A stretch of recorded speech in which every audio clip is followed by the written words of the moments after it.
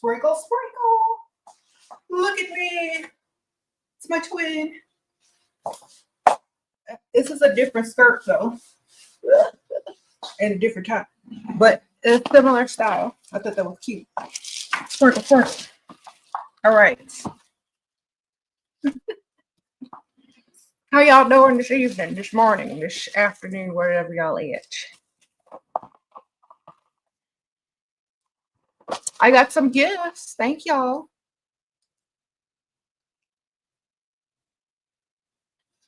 Somebody sent me some gifts.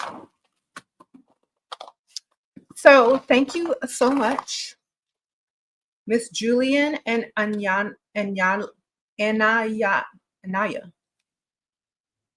Miss Julian and Anaya, thank you so much. So my niece and I listen to you every day. Keep teaching and educating us women. Continue to be blessed. Have a lovely holiday. Big fans from Julian and Anaya. Okay, so they sent me these champagne stoppers that I had on my wish list. You know, the holidays are upon us. Thank you, ma'am. I really appreciate these because, you know, whenever you open a champagne bottle and you want it to stay, you know, bubbly and fresh, you need, you know, some of these type of things to keep it that way. So thank you. I appreciate this. Thank y'all. Sprinkle, sprinkle. If y'all want to send me a gift for the holidays, I have an Amazon wish list and I'm going to post it here in the comments. It's also posted at the top and in the description bar. If y'all want to be nice, I appreciate that. So this is what I got, a gold one. They also have silver, but you know, I got to be extra bougie. So that's how they look. You just put it in the champagne bottle and then it seals it up nice and pretty. So I got two of these. So thank you, Miss Julian and Anaya. I appreciate y'all. All right, so we're going to be talking about don't marry a non-provider. I think this is common sense, but some of y'all still asking dumb questions over here. So we're going to have to talk about this because some of y'all keep asking dumb questions. What if this? What if that? No, ain't no what if. I said marry a provider. Believe me, it's going to work out if you smart and listen and watch my videos and understand what I'm saying. Okay, and you can't be a pygmy. All right. So I was on live TikTok today. I was going to the grocery store buying some items that I needed. I won't say they're a necessity, but items that I wanted. So, you know, it was fun. I don't know if y'all saw me on TikTok earlier, but it was fun. So when I got back in the car after the shopping and I closed my door, I noticed a couple of people in the comments saying, hurry up and lock your door, hurry up and lock your door. I'm like, why? Where do y'all live? Like if I have to rush to my car and lock my door, I'm in the wrong area. I'm in the wrong neighborhoods. You know what I'm saying? So that was like a wake-up call to me that some people actually still live in fear when they go grocery shopping. And I'm like, y'all are doing it wrong. Y'all get out of the hood, go find you a sugar daddy, level up, and dream big. Okay, so dream to that you have a life that you don't have to rush to your car and lock the door. Okay. Marry a provider. Don't marry a non-provider. Okay, sprinkle, sprinkle. That way you could take your time walking, talking, waving, saying hi, having a little chit chat with the employee or person next to you in the car, you know, taking your time, your sweet time getting in. All right. Sprinkle, sprinkle. I was literally concerned for some of y'all the way that y'all were in fear for my life after leaving the grocery store. I'm like, where do y'all live? The heck? Yeah, exactly. We're in Texas. So we're in the suburbs, ma'am. we all got to do all of that. And all right, sprinkle, sprinkle. Anyway, so thank y'all. I appreciate that. So, you know, I'm put up my Cash App. Somebody asked me to put up my Cash App. Thank you. So yes, we got to remember, if we marry well, we live well, our lifestyle is well, our environment is well, and we don't have to worry about weird stuff, happening after we go to the grocery store. Okay. Um, you said you're in NYC. I don't know what to tell you. Yes, I ain't doing that. If I have to run for my life at the grocery store, I'm not going. Sprinkle, sprinkle. So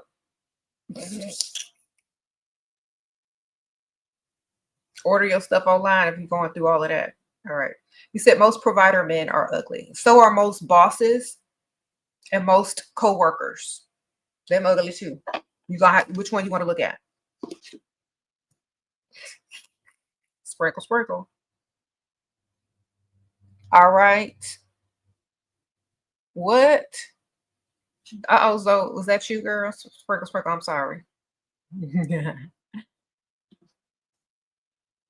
Yeah, I'd rather look at an ugly provider than an ugly job, an ugly boss, and an ugly paycheck.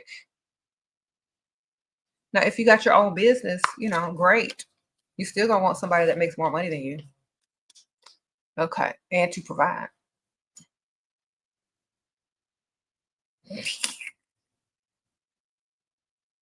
You said exactly.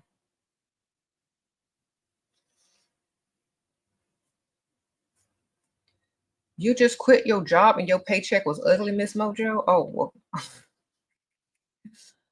thanks for letting us know. Good luck finding a sugar daddy, ma'am. Sprinkle, sprinkle. Thank you, Deandra. Appreciate that. Y'all, I'm not going to be on here for long because I got to run an errand. So, yeah, just let y'all know. Thank you, Siren Sin, Sprinkle, sprinkle. You just applied for your skyrise apartment in the city. Shira, where wish you luck. Sprinkle, sprinkle. Girl, get it, girl. Sprinkle, sprinkle. Hope there's a nice view. Okay. What? You said take us with you to run errands? We'll see. It was kind of a challenge today at the grocery store trying to hold my phone and push the cart, but I managed. And it was so funny because I always tell y'all to go to the grocery store during the daytime in the nice area of town, right? So I caught on film. I may go back and clip it. We'll see. I caught on film this old dude trying to riz up this lady in the grocery store. He was like trying to start a conversation with her, and I caught it on camera. It was funny, so that y'all could see, what's happening in real life.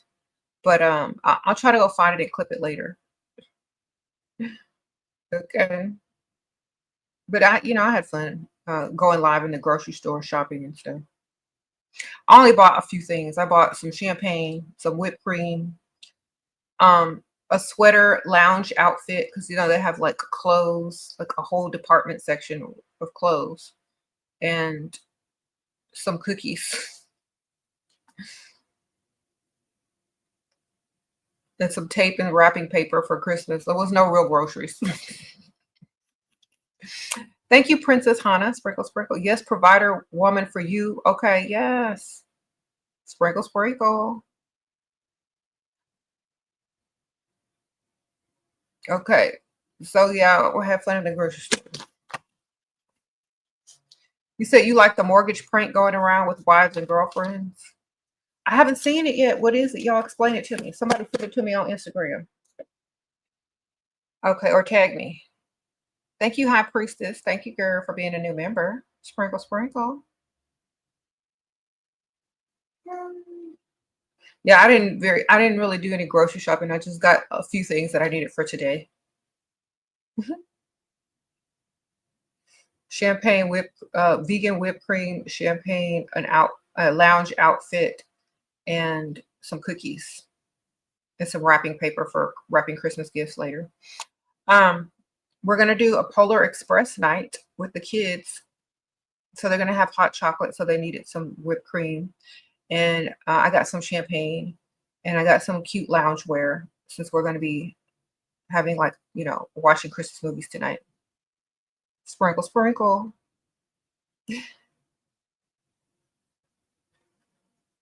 Okay. Yeah, don't date broke, don't marry broke, don't marry non-providers. If you do, you're going to be mad at yourself later on. I promise you. Ask any woman who married a non-provider if they wish they had married a provider. Just ask them. If you curious, just ask them. You said 50-50 folks are in the comments on those videos mad at the trend.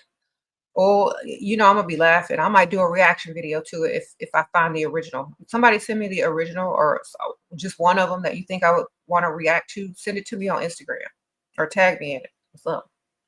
SheRaSeven on Instagram. So, okay, Hair by Nardia says she wished she had married a provider. Okay. Sprinkle, sprinkle. And the reason why I'm saying this is because it gives you a lot of freedom. And you're definitely less stressed out in life about anything, and that's a good thing. You're more available to your children. You can have a better relationship with them because you have time. And it's just a lot of things that people don't realize that you miss out on when you're having to do the man's job and your job. It's people don't realize this, and this is not just about money. This is about your connection with your own kids, your connection with your family, your connection with yourself. If you're too busy connecting with bosses and coworkers, you are not going to have time to connect to what you're supposed to be connecting to. If you own your own business, you can work your own schedule and create a schedule that's best for you. But if you are on someone else's clock, it's a different story. Thank you, Deandra. You are from Romania, and there are a lot of millionaires, and it's so hard for you. You need a one-on-one session. Sprinkle, sprinkle. Um, it's not that hard. You just go where they go where they hang out in the daytime and go every day. Eventually, they're gonna say, "Oh, I've seen her around. Oh, I wonder what her story is. Oh, I wonder this and I wonder that." Get to where they are in the daytime. And once they see you often, or regular somewhere, they're going to be more likely to approach than if they just see you one time and just think about it and maybe are, in a rush somewhere or don't have the time. But if you get somewhere where you are a regular, where lots of rich people hang out, they're going to approach you eventually. Sprinkle, sprinkle. Okay. That's why I say run your errands on the rich side of town, go to the spa, go to the gym, join something on the rich side of town, do your shopping, whatever, get your hair, nails done over there, go to the car wash over there, whatever, get your car maintenance and stuff done on the rich side of town. Whatever you got to do, go over there and become a regular if you don't live there already. And eventually you're going to just start meeting people. It's just like normal, but you got to do it. It has to be often, not once a week, not once a month, but often. Okay. And eventually, you'll make friends, you'll meet people, you'll do this, you'll do that. And it's just a natural progression.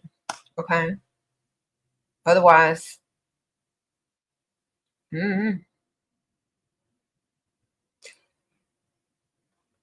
don't, okay. And ladies, and don't marry on potential, marry on what they already got.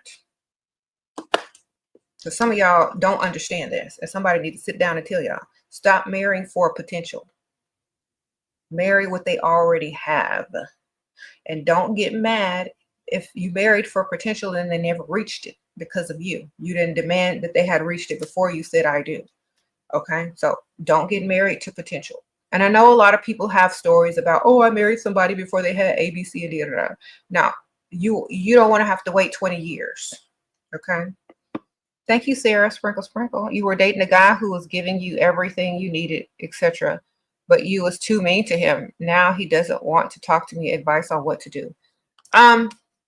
Blame it on him as to why you were mean, and then just make up a lie. So he'll probably take you back.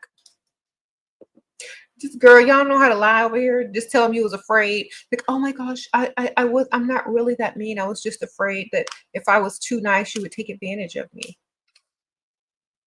Thank you, Nikki. Sprinkle, sprinkle. How to deal with the stares and whispers when one is out with older provider. You know what they're saying? I bet that she doesn't have a job. I bet that he pays all her bills. I bet she doesn't have to work. I bet she doesn't have to deal with a lot of stuff. You know, that's what they're saying. I bet that's her sugar daddy. There's nothing negative about that. It's all probably, hopefully true. But imagine what they would be saying if they saw you out with a Dusty. That's what you should be worried about. Somebody your own age, holding your hand, getting, not paying none of your bills, probably wanting you to go half on something or pay for something. I'd be more embarrassed to be seen out with somebody, and people whispering, I bet she's paying the bill. I bet he's getting her some crap for Christmas. You know, I bet he's cheating on her.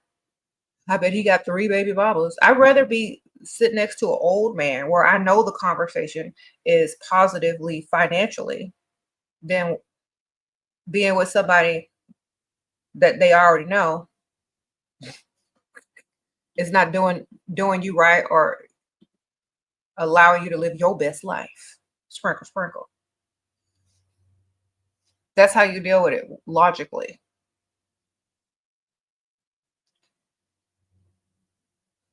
Because I know every time I see a couple out and the man is old and the girl is young, I know she is stress-free, living good, driving a nice car, not wanting for anything. I know that, and I feel happy for her. Okay. But whenever I see a girl out with somebody her own age, I'm like, I bet they're struggling. I bet she buying him video games. I bet this, and I bet he stays out late. She gets mad. I bet she gets mad when he likes somebody's picture on Instagram. That's what I be thinking. So,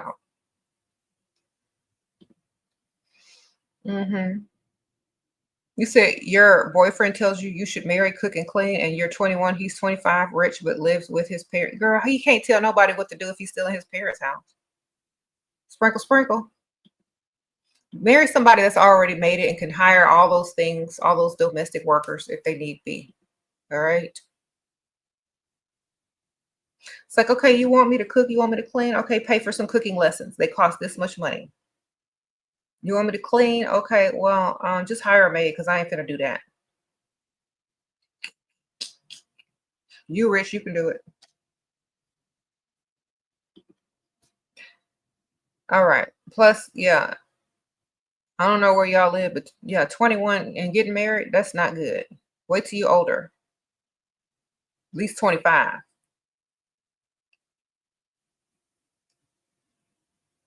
Okay.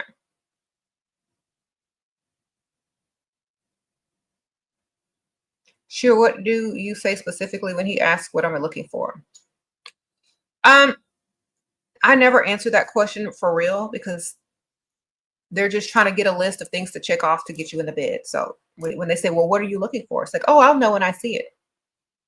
I'm looking for a man that can impress me. That's what I'm looking for. Sprinkle, sprinkle.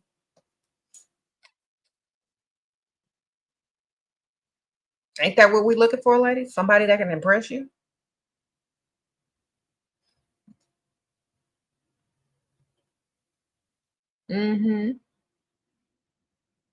Someone says you're looking for a provider. Yeah, that's the same thing. I'm looking for somebody to impress me. You can't impress me with no money.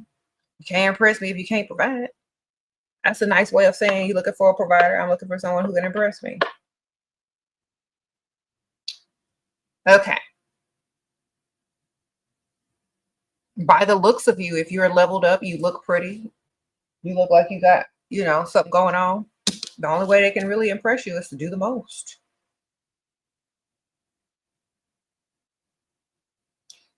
Okay.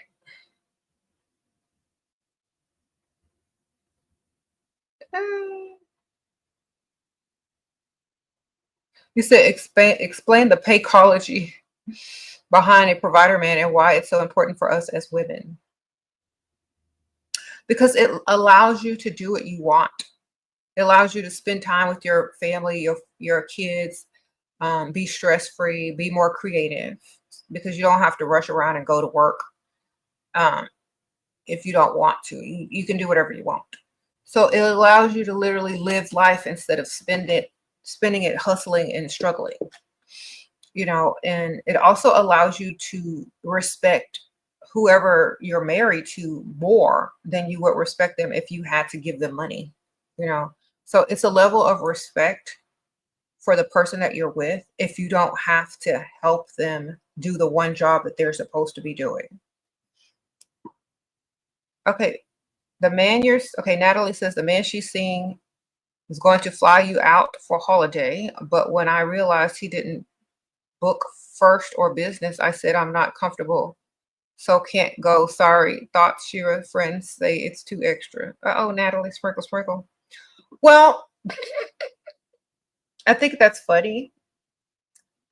Men should definitely book things in advance, and they should try their hardest to do the most. It is the holiday season, so it's probably a lot of people trying to fly at this time.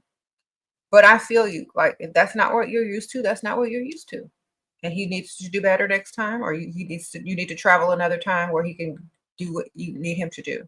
I don't think it's wrong. I just think if he had pre-planned it earlier, or figured out how he could get you there with meeting your standards at the same time, that would have been better.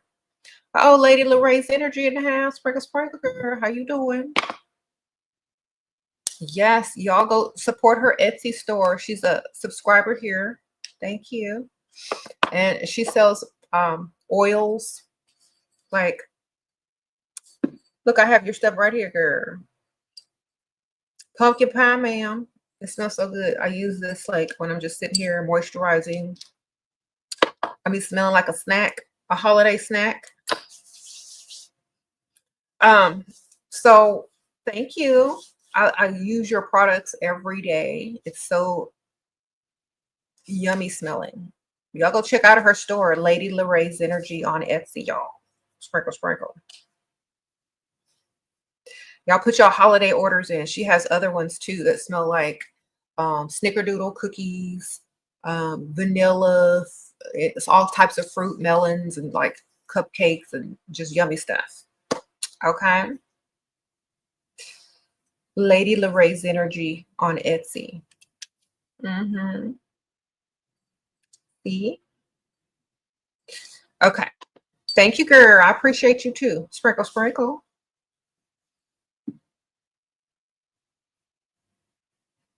You could tell her what other scents you have up in the comments. I'm sure they're curious. Okay. You said if you're young and have a boyfriend that wants to be a provider and works hard every day to do so, should you play along the long game? I don't know. That's up to you, ma'am. I don't like playing long games unless I'm already in it. Like, but it's not gonna have nothing to do with my money. It's gonna have to do something with something else. Like the long game needs to start off with money. You know what I'm saying? Not without money, because I'm not playing no games unless I'm getting paid. Okay. So if he was already providing for you as a boyfriend, the long game would be to make him your husband. But if he's not doing the most already, I'm not finna play that game. Okay. That's just me though. That's just me. I don't like to wait. I'm not trying to struggle with you. I'm not finna put all my eggs in one basket, ma'am. I ain't finna do it. So that's just me though. I'm not gonna do that because I've seen too much in order to do that. Okay, sprinkle, sprinkle.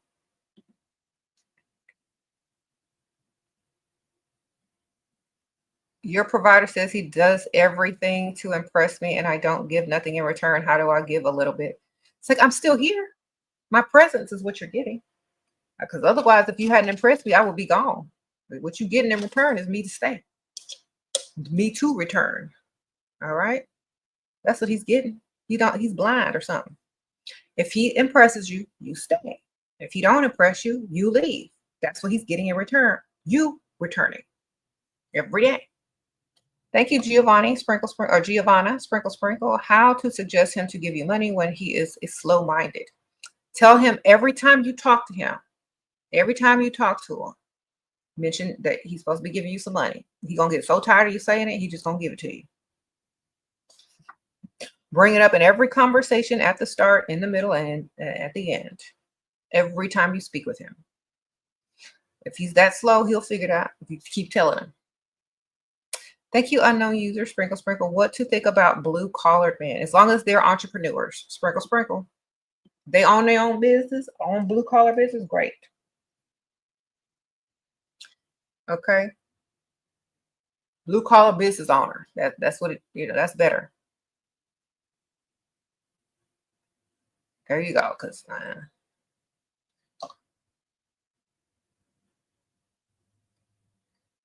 sprinkle, sprinkle. Do you advise you to waste time on an emotionally unavailable? I don't even know why y'all even ask me these questions. Okay, y'all are always saying emotionally unavailable men. They all are. The only ones who are emotionally available are the ones that's eating too many chicken wings and got too much estrogen in their body, or the ones just trying to get some from you before they got it. All right. Most men are unemotionally available unless they trying to get you in the bed or eat too many chicken wings and sitting over there crying. Okay. Just understand this from the start. Y'all know they be pumping all the chicken with hormones and they be eating it and getting sensitive and emotional and stuff. Look.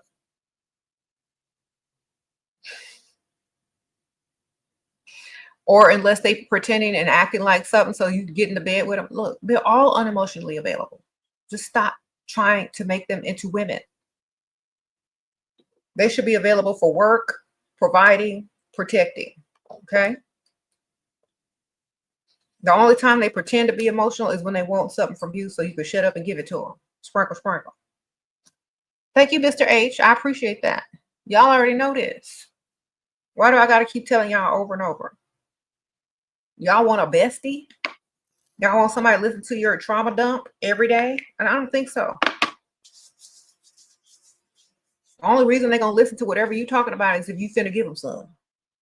They don't care about your emotions. As long as you happy enough to give them some, happy enough to come home to them, happy enough to claim them. That's all they need.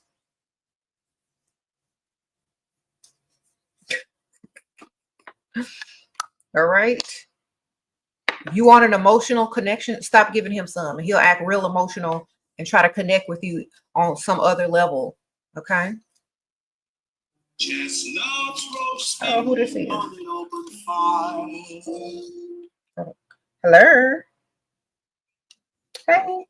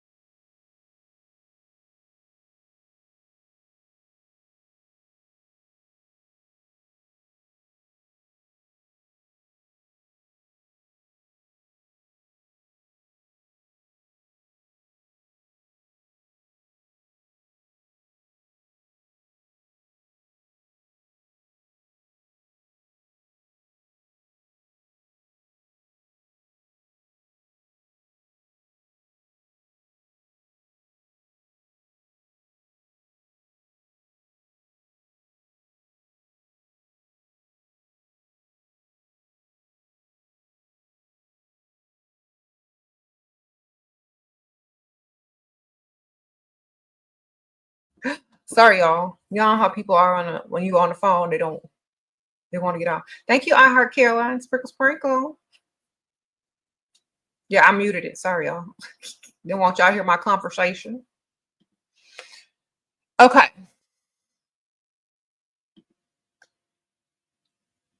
Thank you, Sprinkle Sprinkle. That's my ringtone. Yes, the Christmas song. Thank you. Thank you, LSG. Sprinkle Sprinkle.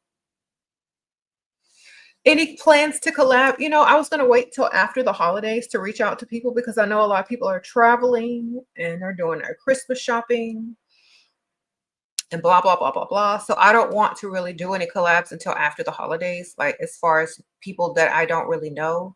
So I'm going to reach out to a few people after the holidays are over. Thank you, Carla.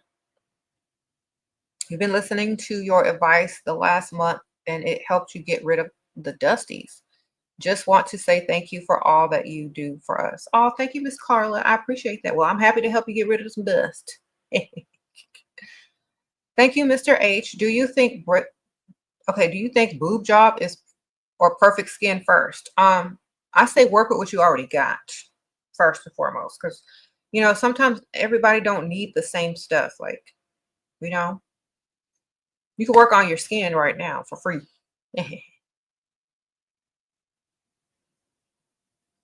Sprinkle, sprinkle. How did you get rid of any stragglers? How did you get rid of any stragglers? What do you mean stragglers? Like men, broke dudes? I don't know. Don't hang around them. Don't hang around where they hang out. Keep it moving. Don't make eye contact. Okay, thank y'all. Appreciate that. So anyway, yes, please don't marry non-providers, because if you do, you know, think about if you have kids. Okay? Think about if you give birth and you don't have a provider. Think about when you get pregnant and you don't have a provider. Think about if you get sick and you take time off work and you don't have a provider. Think about all of these things before you think about how a man looks and how dumb you look dealing with somebody who can't provide. Just think about all of that. You know, think about those things. Then you'll make the right decision when it comes who to marry. All right. You're only going to marry a provider if you start to look at what life is going to be like without one. All right. You're going to be clocked in 9 months pregnant, ma'am? No, you don't want to do that, do you? So don't marry a non-provider. Thank you, Beauty. Sprinkle, sprinkle. Your sugar daddy told you he occasionally hooks up with what? Do I drop him? You're a straight woman and turned off. Does he want you to drop him? Go drop him after Christmas. Because sometimes they be trying to get rid of you by telling you lies and stuff. I don't know if it's a lie or not. But drop him after Christmas. You ain't got to do nothing with him. Look, you ain't got to do nothing with him. Just say, this is something that I really have to think about. Then ask for the biggest Christmas gift you could get, because sometimes they be trying to break up with y'all right before Christmas and tell y'all whatever y'all need to hear to get you done. But definitely, you know, do what you got to do. Take care of yourself, whatever. But don't forget your Christmas gift this year. Sprinkle, sprinkle. It is that time of year when these sugar daddies and these men be trying to break up with y'all or make you leave them. Whatever the result is, if it's true or not, get your Christmas gift before you head out. All right. And get some money. If that's what you choose to do. All right. Get your stuff before you head out, though.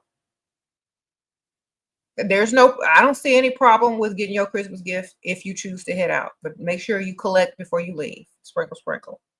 If that's what you choose to do. Remember, if you can't make money off the situation, don't react to it yet. That's my motto. If you can't find a way to make money off of this situation, wait and figure out how you're going to react so that you can get something out of it. Okay. Sprinkle, sprinkle. There's no hate here. Y'all have to realize that some people are different. Some people feel a different way about a different thing, and that's their opinion and they're entitled to it.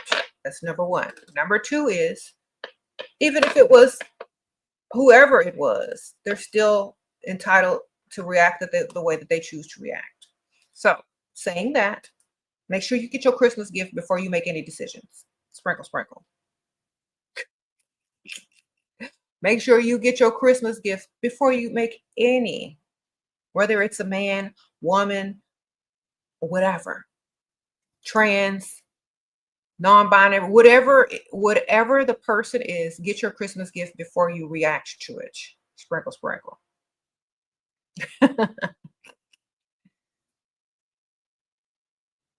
Get your money, man.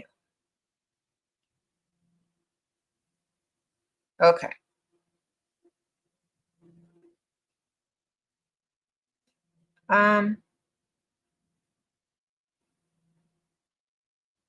Yeah, look, TikTok generation. I'm not here to argue with y'all. People are entitled to think the way they want to. You can't do nothing about it. There ain't nothing you gonna do about it. All I'm saying is collect before you leave, no matter what you choose to do. All right. I know y'all didn't grow up in the same era a lot of people grew up in. I know people try to guilt you into feeling a certain way about a certain thing. And the older generations, we don't care. All right. We said what we said. If you don't like it, goodbye. I said, collect your money if you decide to do what you need to do. All right. Yes, people are entitled to a reaction. People are entitled to how they feel. People are entitled to date who they want to date. The same way, it goes both ways. Get your money before you leave.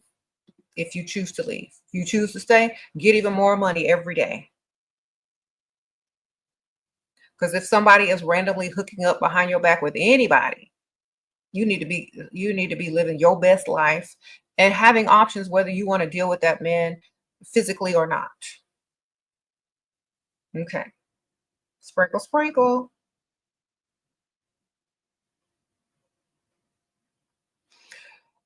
What are some signs that he is not a provider? If none of your bills are paid and you still clocking in and sleeping with him, that's the signs. All right.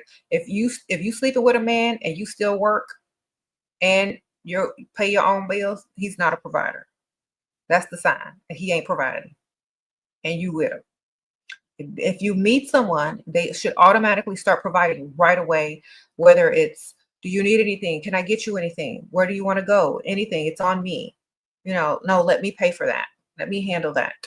That's a provider. When they start talking like that and acting like that and providing from the start, that's a provider. You won't have to ask. You won't have to ask too much. They'll get the hint and the clue and they'll be offering you things. They're a natural provider, wants to provide from the start. One who you have to, make provide, they may not be a natural provider, but if you can, get them to provide and they continue to do it, great. But it needs to be in the very beginning, not 6 months down the line, not 2 months down the line, but, the same week or the same month. Definitely, if they're, slow to figure out that that's what you're trying to make them do. But definitely the first week, they need to start providing.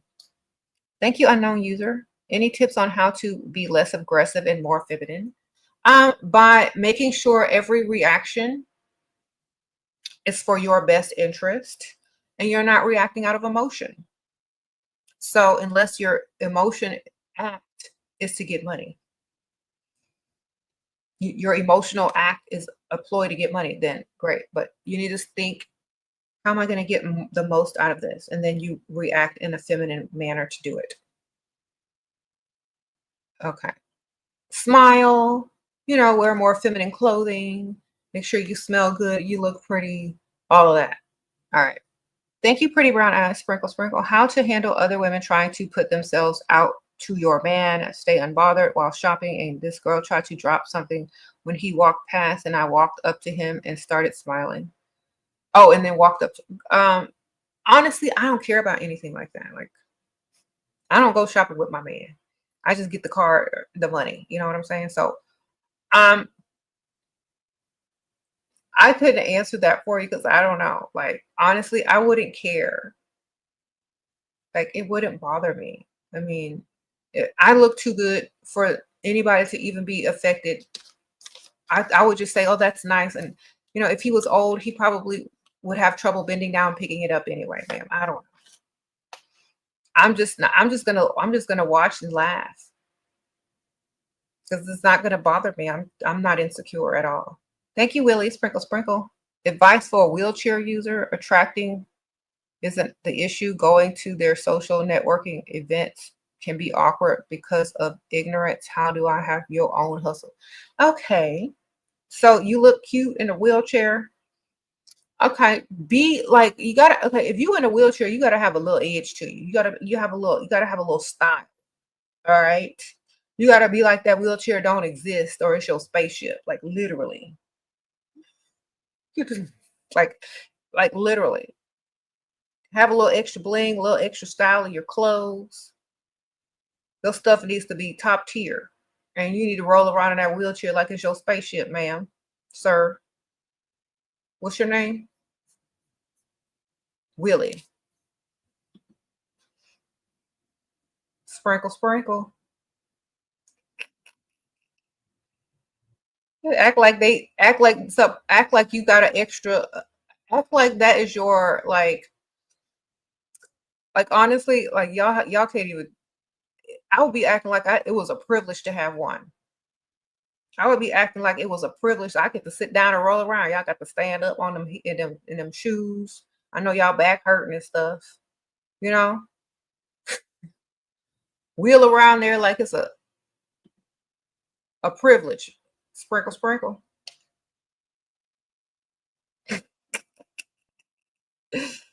Be rude with it too. Like out of my way. Coming through. Sprinkle, sprinkle.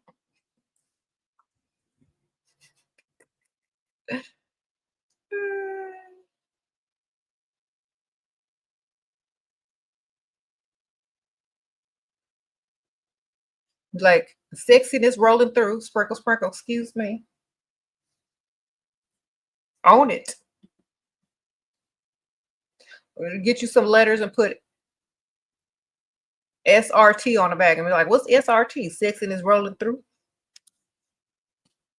Oh, and a sprinkle, sprinkle. What do you think about having a partner who provides with all bills but asks for short money from time to time? If a man asks me for money, it's an automatic turn off. I am so sorry. Unless the money fell out his pocket and he asking me to retrieve it because he's too old to bend down and pick it up, I might help him out with that, but I'm not giving him none of my money. I'm not buying him nothing. That's his job. He's the masculine. If he give me money and I can spend it on him, the money he gave me, that he gonna give me right back. That's fine. But I'm not getting ready to do no short stuff. That's not, that would be bending my standards. You know what I'm saying? And I don't bend my standards. Sprinkle, sprinkle. Don't bend your standards, man, because that's how it starts. That's how it starts. It's gonna be short, then it's gonna get long. Then he gonna be like, well, you got it. Don't even start it. Sprinkle, sprinkle.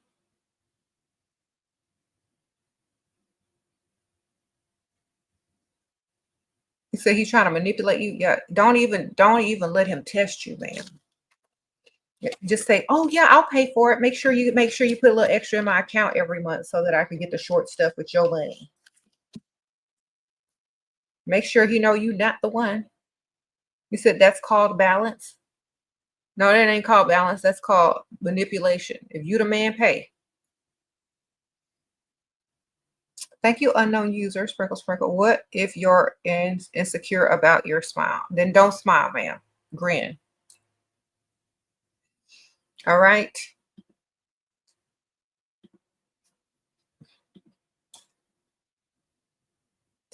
There's no reason to be insecure about your smile. If you insecure about your smile, other people notice it more than you do.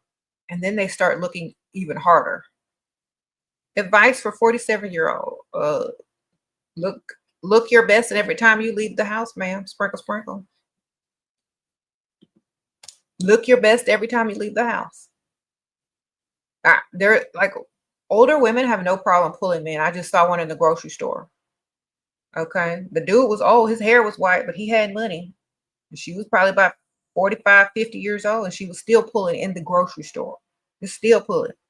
Old man did a U-turn with his cart to come after that lady. You know he had money.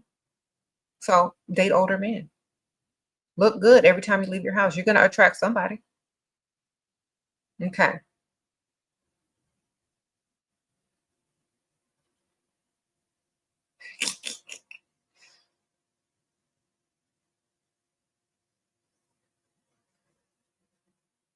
You said, why can't you find a provider to marry? You're always dolled up and cheerful.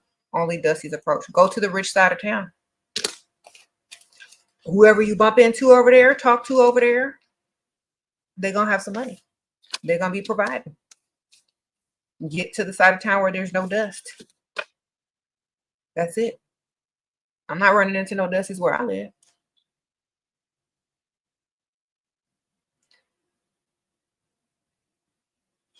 Okay. You are beautiful always. I am beautiful always. I love your name, Sprinkle Sprinkle. Your boyfriend just started CDL and wants to quit you and wants you to quit your $16 an hour job to focus on your resume and e-commerce business. He struggles with bills now, but says trucking pays well later. He'll upset. I don't want to quit yet. Okay, Sprinkle Sprinkle. Because his name is boyfriend, not husband. You ain't got no guarantee. All right.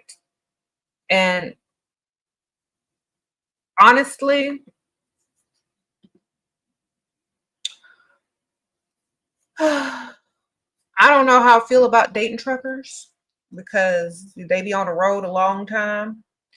Number two is how much money are they actually making and how old is this dude? And you could probably do better. And plus, he's not your husband. So I'm not really taking any guarantees. And if he's going to be gone most of the time, or if he's just doing like local work, I'm not sure. But you need to like say, okay, tell him if I feel comfortable after this many months of you driving trucks, quitting my job, then I will. So don't quit. Tell him if you feel comfortable, then you will think about it. That way he gets this trial period to make it, make you feel secure. And if you don't feel secure, then you don't have to worry about it. But I'm not claiming him as no boyfriend if I'm still paying bills. Thank you, Tati. Sprinkle, sprinkle. How to motivate your partner to have ambition and get more money. He adores you and always provides, but it's not enough money for me. I don't want to cheat. Okay. Tell him this. Tell him I really like you, but I'm going to want more in life than what you're currently doing. So is there any way that you're able to apply for a higher paying position or get a second job or start a business that's going to bring in more income? Because even though this is great, it's not going to be great forever because I eventually want more.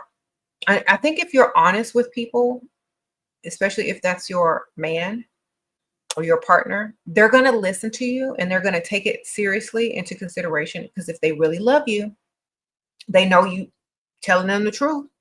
They know if they can't do it, another one will. And usually they'll be like, okay, well, thanks for telling me. Or they'll be like, well, you're just a gold digger and da, da, da, and they don't think you're worth it anyway. So they're not even going to have the ambition because you're not motivating enough for them because you're already accepting them at the level that they're at.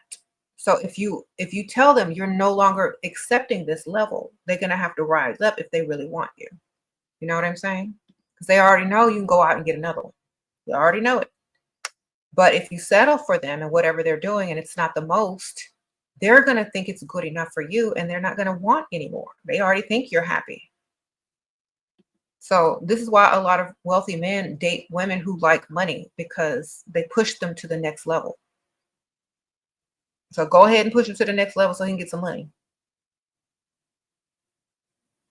Okay. He says, should you stay with a narcissist man who provides everything? Sure. Why? Because no one cares what he's talking about anyway, as long as he provided.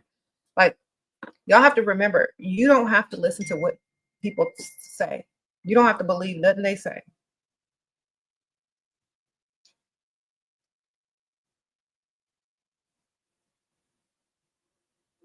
Okay.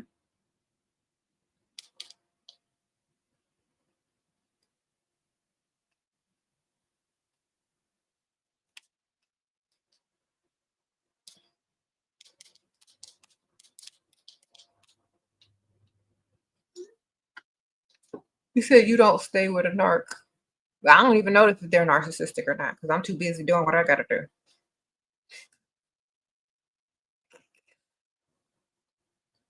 If y'all are too into it, y'all are too into it. I don't know. If y'all taking stuff too seriously around here. I'm just taking the money. Sprinkle, sprinkle.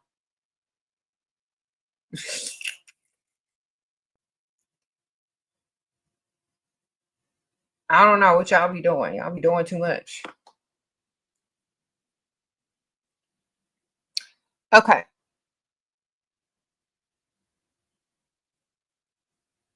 Mm-hmm.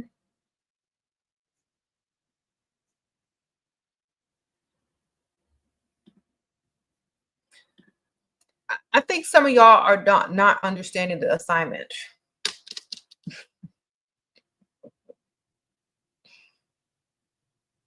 but that's okay. Y'all figure it out when you get older. Um, you say you keep complimenting narcs and putting them on a pedestal. That's all. You know, you're right about that. I never knew that. You're so right. Oh yeah, it's my fault for sure. Make sure that money in account. Oh, Brucey, sprinkle sprinkle. Should women who hit the wall consider it 50-50? I don't think women that hit the wall should consider anything because if you hitting the wall as a woman, it's probably because your man can't pay no bills. Because women don't really hit the wall if they have provider men. You see, they can go to the spa, they can go get facials, they can relax in their feminine. So if they start off with high standards from the beginning, they don't ever have to hit the wall. I mean, look at Cher. Look at all these beautiful women who are walking around here fully, somebody's fantasy that if they could ever afford them. Um, Look at all the women who are able to afford to look really pretty. They have men who got, money or they have their own money. So the only time women hit the wall is when they're struggling and working hard, trying to do the job of a man and a woman. So most women who have high standards, they don't really hit the wall because they are taken care of. Sprinkle, sprinkle. You're too skinny and you wonder if that's a problem. No, ma'am. Eat, ma'am. Eat your cake. Have your cake and eat it too. Sprinkle, sprinkle. Order dessert and appetizers. Ain't no problem if you eat. Thank you, Susu. Tips on control emotions. If your reaction for those emotions can't get you money or more, then, react in a way that can. Control your emotions by understanding that it's something that you can control if you choose to. Take a moment and pause and figure out how you can win in that situation by reacting or however you choose to react. Because that's usually what it is. You finna win or you finna lose? Which one is it? Okay. So you asking me if an ugly woman, you're asking me if an ugly woman should pay 50-50. Okay. If you're an ugly woman and you just need to have a man in your life because you just want one and you just ugly looking like who did it and why. Instead of going 50-50, take that money and invest it into yourself so that you can make yourself look good and you never have to go 50-50. Okay. Sprinkle, sprinkle. You never give money to a grown able-bodied man, even if you ugly. You take the money that you was going to hand to the grown able-bodied man for being with you and you take it and you put it into yourself. You see? And then you won't have to because you'll look good and somebody will want to be a full provider to you. If you put all that energy back into yourself instead of, trying to pay to be with some dude. Okay. With the technology that they have today, y'all handing over half the bills to a Dusty, you could be putting that in your savings account to get your facials, your hair, your nails, your outfits, whatever you're needing done. And by the time you're done working on yourself, you can get a provider. All right. Sprinkle, sprinkle. Yeah, someone says exactly, because chasing a man that doesn't respect you ain't it. It sure is not. Now, a lot of broke men who want to go 50-50 depend on ugly women, or AKA, women that are desperate to have a man. They depend on y'all to build their savings account so that they can eventually leave you and go get the woman of their dreams or cheat on you with the woman that they prefer. So don't fall for their tricks. You see them in here telling y'all that they look for average or below average or ugly women or women with low self-esteem to help them save up and pay half the bill so they can go and do what they want to do anyway. So y'all already know, put that money into yourself. It's better to put it into yourself than hand it over to a dusty, broke dude that wants to go 50-50 with you uh, and still treat you wrong. You know what I'm saying? I'd rather put that money into myself or into my own business rather than some man that's not going to appreciate you. Okay. Okay.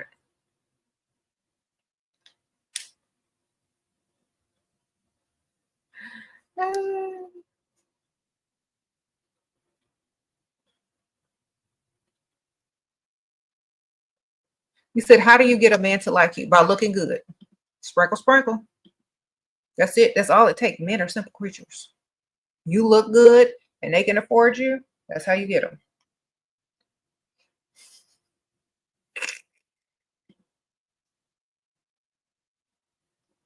You said, if y'all are ugly, you just need a beauty supply store. Okay, Coco Moco. I know that's right.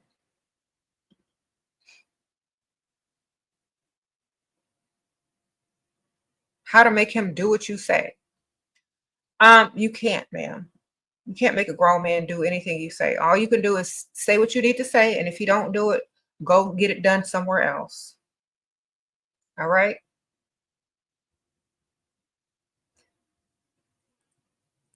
All right.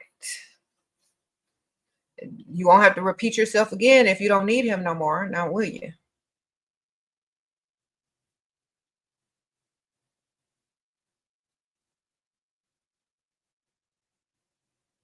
You said pick Misha equals has a real desire for you. How is that not a bad thing? It's not a bad thing. Let me explain this to y'all, because y'all think I'm against this. I'm not against it. I'm for it. I'm a 100% for a man dating a pick Misha. And let me tell you why. Because pick Misha really wants you for you, not for what you can do, not for your ambition, not for your potential, but just for being a male that looks a certain way. That's it. Just for the fact that she can claim you. That's it. You're an emotional support, dusty animal. The same reason women want pets. You get it? It's the same reason if a woman wants a pet.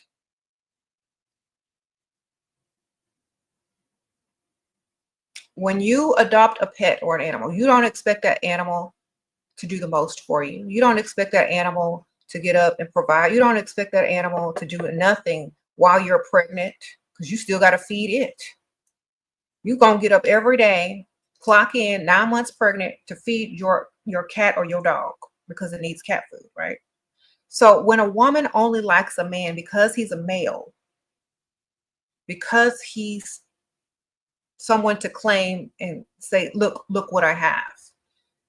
To the woman, you're just there as an emotional support pet. She doesn't respect you. She doesn't care about your potential. She doesn't care about if you're going to make it in life. She doesn't care about your accomplishments. She doesn't care that you're happy with whatever it is you're doing. She cares that you sit next to her, be still, and look good. All right. So she does like you for you, just how you were born. A male that she can claim. Sprinkle, sprinkle. And if that's how you want to be accepted and seen by the woman that you're with, great, good for you. Thank you, Erzuli Hearts. Sprinkle, sprinkle. This video is programming the 7-day candle you have burning in the Venus day, on this Venus day. Okay, ma'am. Sprinkle, sprinkle, ma'am. Thank you, girl. Yes. So if you only want to be seen as what you are, what you were born as, great. Good for you. An emotional support animal. That's what you are. Mm-hmm. You see, some women that have high standards, they want more out of their man than just to claim a male. They want to claim power. They want to claim status. They want to claim lifestyle. They want to claim all of those things at the same time. They want more. They don't want the bare minimum. So that's why I say, like, if that's all you have to offer, sir, then Pick Misha is the woman for you. All right. You tell guys not to commit to relationships. I tell women not to commit to relationships either unless all bills are paid. Don't even claim them. We on the same page. I say don't do it either. Never commit to a man that ain't paying all the bills. So if whoever you talking to can't pay bills, they don't deserve commitment either way. Either way. All right. Sprinkle, sprinkle.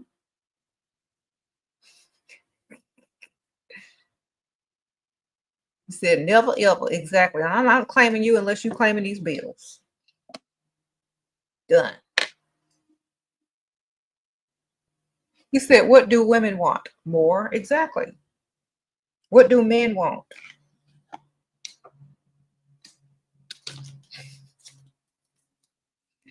Seems like it's other men. All right. Who needs your commitment if you're poor? Exactly. It's not a gender war. It's a class war. You can't reach the standards, get out the way. There's other people that can. People be trying to make it about a gender war. Ain't no gender war. It's a class war. Either you got it or you don't. You broke, move out the way, sir. It has nothing to do with you being a man. It has something to do with you being a provider.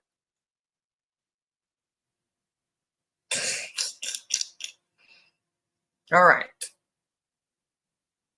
Yes, date South American girls. They're pleasant. Date any woman as long as you still got to pay.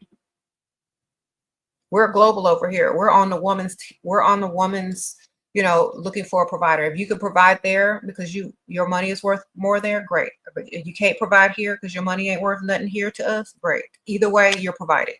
Be a provider to somebody. I don't care if you got to travel the world, get your passport stamped, go through customs and whatnot. Go to the money exchange place, call your bank and tell them you finna go out of town because you can't get none in town. Do what you got to do. I'm all for it. At least you can know what it feels like to be a man somewhere, somehow. Oh, sorry. You said I missed your super chat. Let me see. Okay. Giabi, you said you have a feeling your provider husband is gay. And you think he's cheating too, and he provides everything, but don't sleep with you. Okay. You're saving with his money, but okay. Y'all got a lavender marriage. Wonderful. Sprinkle, sprinkle. Get your money up.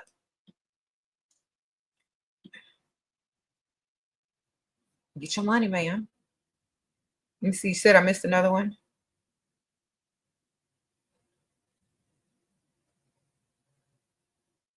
I don't see it.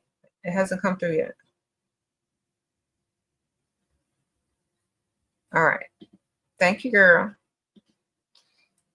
Lavender marriage, save your money, start you a business, girl. Y'all go shopping together. Sprinkle, sprinkle. Is he providing, girl? Good. You have something on the side. If you don't have bills, what should he do for you? Take you shopping, give you money to start a business, give you money to invest, buy a second home for you that you can rent out or Airbnb out or do something, man. Okay.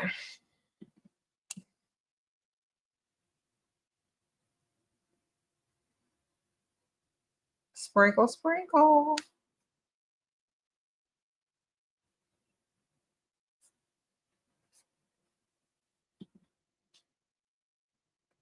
What should you do if you're not attracted to older men? They are okay. Um, I don't know how old you are because I think a lot of it has to do with age. If you're not attracted to old wrinkly men, then go for ugly broke. I mean, don't go for broke. Never mind. Don't ever do that. Go for ugly men who are slightly overweight. If you rather deal with fat and double chins versus wrinkles, I'm all for it, man. But you can find somebody your own age that's a little extra, got a little extra meat on them. You know what I'm saying? He'll treat you good if he got the money. Thank you, Hannah. Sprinkle, sprinkle. You're okay. You're in grad school. You're 25 and you want to put yourself in a better space, but it's expensive. Thinking of Pilates is once a week. Okay. Huh?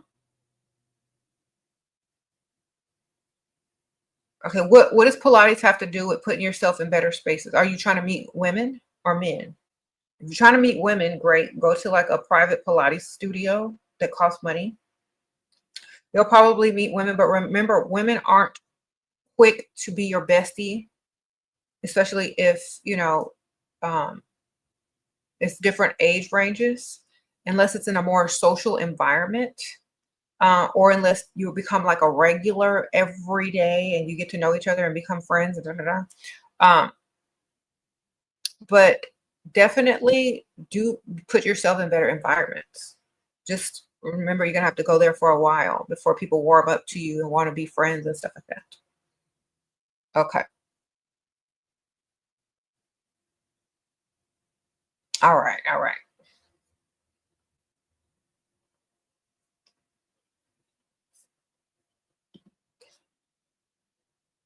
Mm-mm-mm.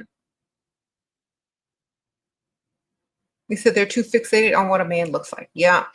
My thing is, if you're a younger woman and you haven't had kids yet, you're not married, your idea of a relationship is whoever's on your arm in public. All right. That's the dating stage. The lifestyle and marriage stage, that man is not going to always be on your arm because he's going to be at work or he's going to be handling business, and you're going to have kids and you're going to have a house and you're going to have a nice car and you're going to be doing errands. So remember, when you think about a man, they're not always going to be by your side in real life, especially after marriage. Like for certain things, yes. For certain things, they will be there, but not every day, all day. You're going to have your kids, you're going to have your errands, you're going to have your hobbies, you're going to have all these things. So what that man looks like is only going to like be a big deal if you are sitting there trying to be clingy and date him and hang on to him every day like he's some type of accessory. You know what I'm saying? So you got to understand that. Younger women think that their man is an accessory. Married women think that their man is a provider and they're busy and they're doing what they got to do to take care of their family. It's a whole different story between dating and marriage. Okay. Sprinkle, sprinkle.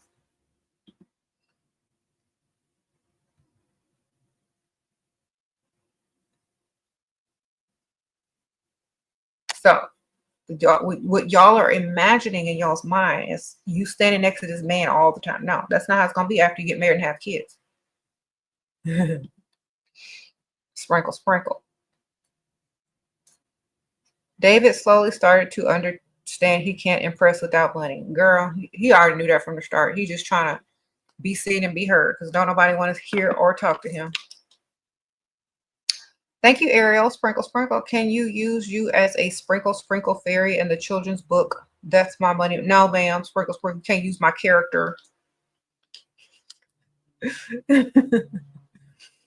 Listen, y'all. Let me help y'all. Let me help y'all out. Be original. Be original and make your own way because you can't keep biting off of people and expect people to respect your creativity. Okay. Like if I had done that, I wouldn't be who I am today. Think about it. Sprinkle, sprinkle. Thank you, Naya. Boyfriend said put 500 a month towards our forever home. No, ma'am. Sprinkle, sprinkle. Tell him to put 1,000 towards y'all's forever home. if he wants you to go with him. But thank you, Miss Ariel. You could put something else in there, ma'am. Put sparkle and make them look different. I don't mind. But don't put me up in there.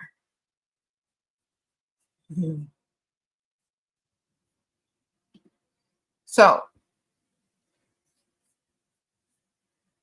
yes, I'm not finna save up no money with no man, with no boyfriend towards no future house. If he ain't got a house already, I don't want him. If he can't afford a house already, I don't want him. I'm sorry. I love me more. I'm not finna wait 20 years and try to save up with some dude. No. The person that I'm gonna end up with, as you should think, because I've already done that. Like, that's why I only dated older guys, because they already had it. I didn't have to wait on it. I didn't have to save on it. I didn't put nothing on it. But think about this. Let me just paint a picture for you. Imagine you do put up $500 every month and you work hard, you save, and you buy that house with him. Y'all buy it together. And I've explained this so many times before. From the outside, it's going to look like he bought it. From the outside, it's going to look like that's his home, because usually people imagine the man is the head of the household. It's not going to look like you put any effort into it, right? And let's just say you put a lot of money into this house, and he starts treating the house like, like dropping stuff, splatting stuff all over the floor, all over the walls, putting his dirty handprints everywhere. Now you understand you pay for this house and he's treating it like trash. Now you're getting an attitude and upset because this house is in half your name, or you got money on this house, and he's trashing it, and he's not treating the house like you would have treated it. He's not doing this like you would have done it. He's spilling stuff on the floor, not cleaning it up. The towel grout is looking dirty, and he doesn't care. He doesn't understand half the stuff. You want it to be clean, nice, and neat. He just throws stuff everywhere. Now y'all are like in this argument about the house. Well, this is my house. I pay for it. Well, I paid for it too. Well, I should be able to live comfortably. Y'all are going to be arguing back and forth because y'all put money on the house and you want it a certain way and he don't care. All right. You need to let him pay for the entire house so he can treat you how he wants, and you can still get mad about it. All right. But you're not going to get mad to the point where you feel stupid for putting your money into a house that he's not going to value as much because he didn't have to pay for the whole thing. Plus, as you get older, he's going to be like, well, why don't you do this? Why don't you pay for this too? Why don't you pay for that too? It all starts in the beginning. If you don't pay for nothing, you ain't going to have to pay for nothing. Don't start paying for nothing, man. If you do, you're paying to be with him. A wife doesn't supposed to pay to be with no man. A man is supposed to have his money together as a provider in order to get a wife and start a family. If he can't afford a family, he can't afford a house. If he can't afford a house without your help, then he can't afford you. Sprinkle, sprinkle. Just telling y'all. If you want to live with a man, he needs to be a provider. 100%. Okay. Tell him to go get another job, a second stream of income, invest, do something. He don't need your $500 every month. He need to find out how to make extra $500. Okay. It's easy to ask a woman who's desperate to move into a new house to save extra $500. It's even better and more masculine to go find another way to get an extra $500 a month. Because women do it all the time. Women can figure out how to get an extra $500 every month if they had to. All right.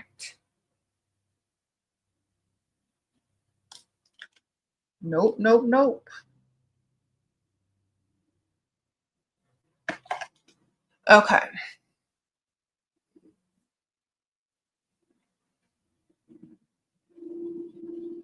You said, but feminism is being exported there too slowly.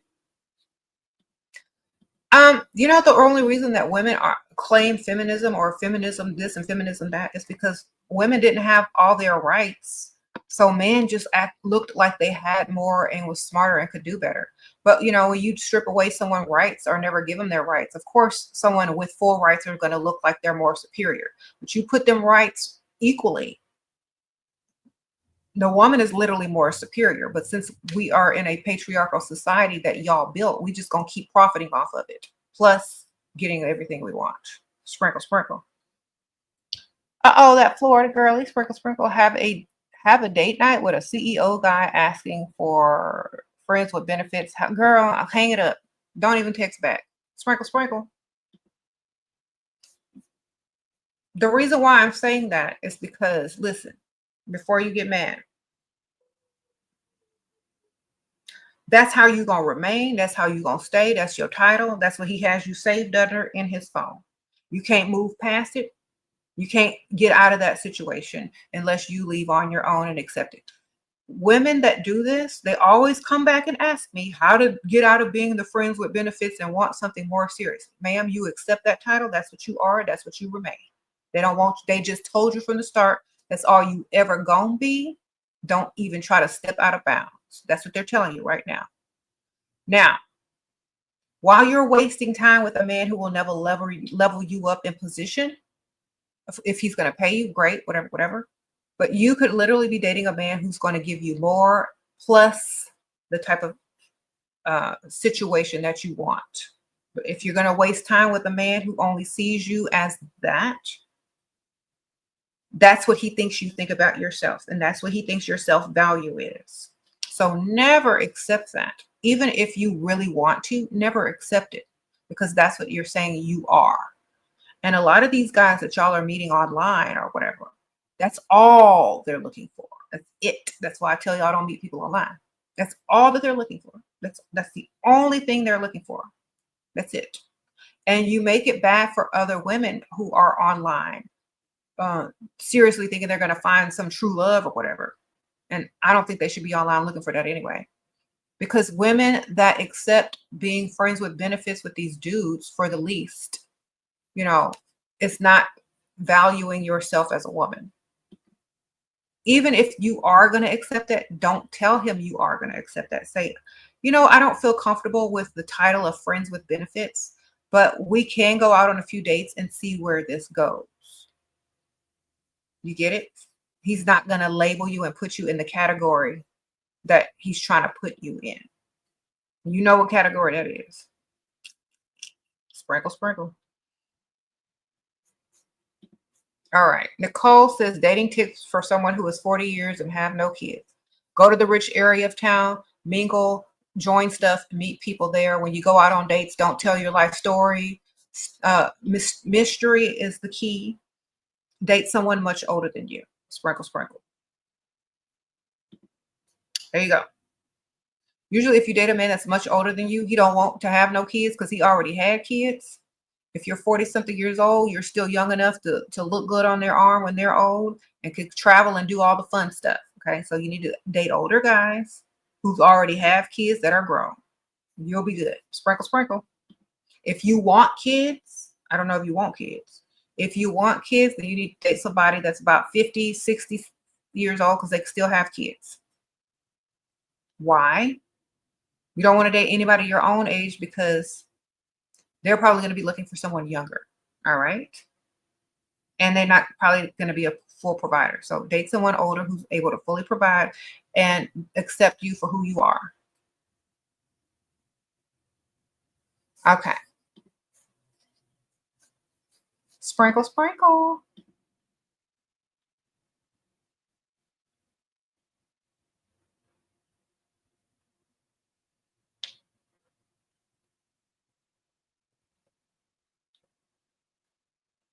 So don't marry a non-provider, ladies. You're going to look stupid in the end.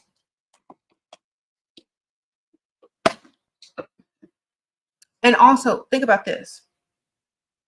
If you, let's say you get pregnant after you get married and you sitting up there 9 months pregnant at work or clocked in because your man can't afford to handle you or provide for you. Most people are going to think you're a single parent. Not that there's anything wrong with being a single parent, but even though you are married, if you sitting up there working 9 months pregnant, people gonna assume that you're a single parent because you ain't got no man to take care of you and tell you to take off work while you sitting there trying to carry his child. You know what I'm saying? Some of those married women look like single women if they have to still clock in at pregnancy or throw their child in a daycare and go back to work. You just single. You single with a roommate. That's all you are. If you can't take off work, if you can't be pregnant without clocking in, if you can't take time to raise your baby, if you gotta, if you can't do any of that, you're single and you live with a roommate. Sprinkle, sprinkle. You might be married on paper, but you single for real. You single and you have a roommate. You married on paper. You might as well have gone to 90-day fiance and got you a green card husband. Sprinkle, sprinkle.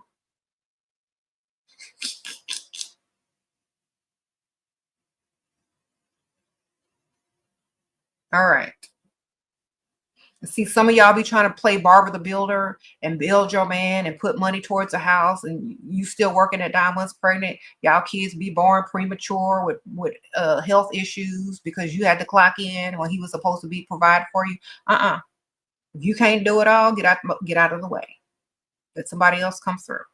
If you ain't a man, say you ain't a man. If you can't afford a wife, say you can't afford a wife. I'm not finna help you be the man and do the only one job you got. Get out of my way. Go somewhere else with that mess. Sprinkle, sprinkle. Only marry a provider. If you can't marry a provider, don't even get married yet. All right.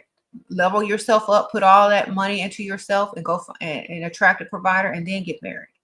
If you worried about somebody's looks, imagine how you gonna look 9 months pregnant clocked in. Even worse. All right. Better to have an ugly husband provider at home than standing up at a register clocked in 9 months pregnant. I promise you. That looks way worse. Okay.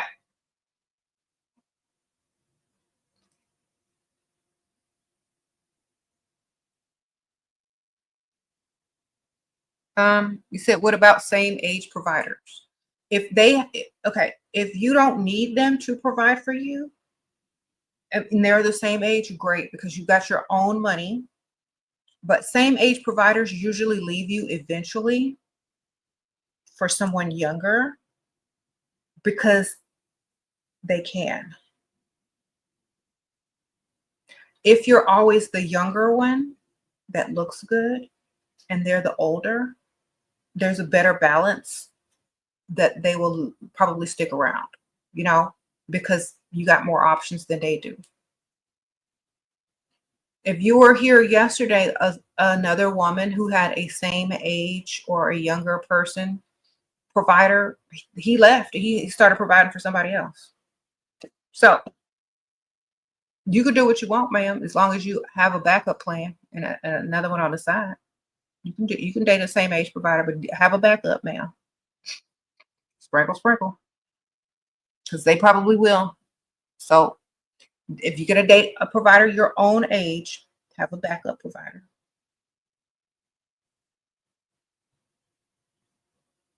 Or start a business with your same age provider's money. You said, why do they leave? Do y'all not pay attention to anything that I tell y'all?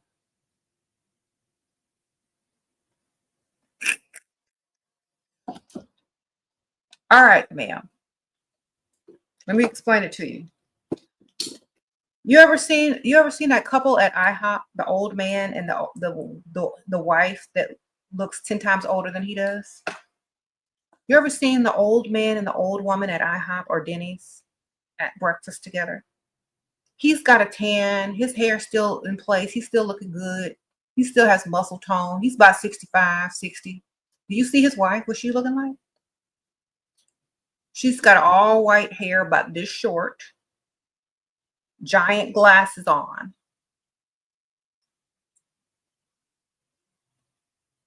And some crazy looking pattern outfit and some orthopedic shoes. Now, this man can still pull, right?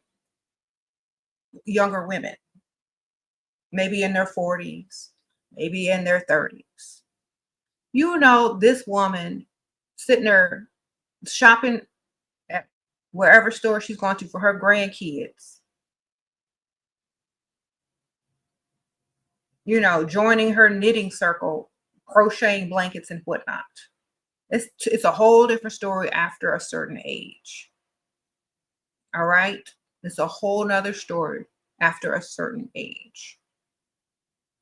So if you know after breakfast, he's gonna take her home, give her, give her little pills, tell her to have a good time with the grandkids, and he's got to go hit some balls at the golf course. And she's gonna be like, okay, dear. And he's gonna go to the strip club or to the shooting range, or he's gonna call his little side piece sugar baby,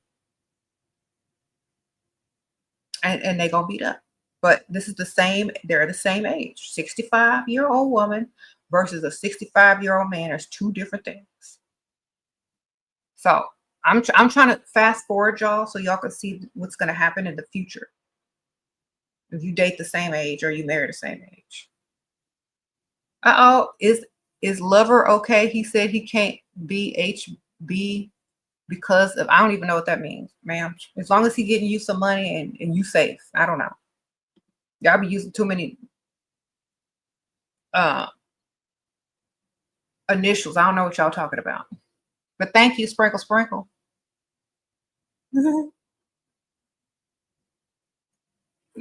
Girl, just get the money and date other people. There you go, Sprinkle Sprinkle.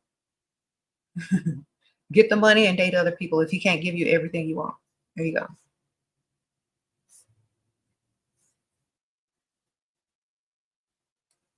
Yeah. Date him and date the other ones too until you find what you want.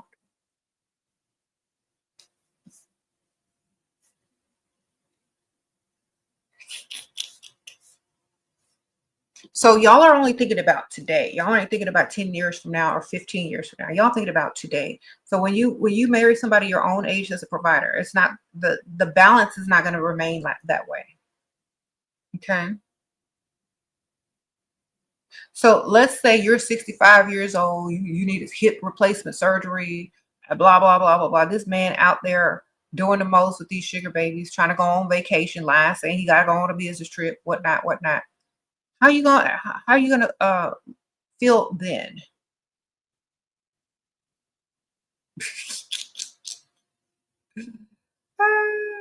It's not the same, ma'am. So make sure you date somebody way older so that you're always the young one and always taken care of. Okay.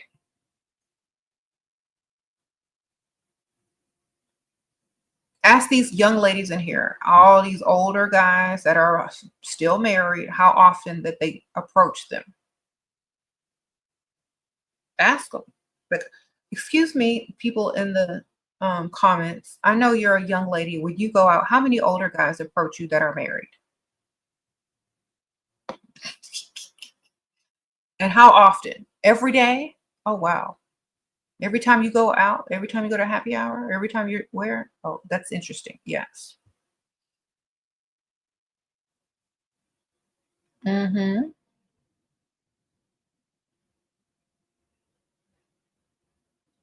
You said very often they don't care. Exactly, because their wife is no longer their wife. Their wife literally becomes like their mother because that's what they start looking like. Mm-hmm.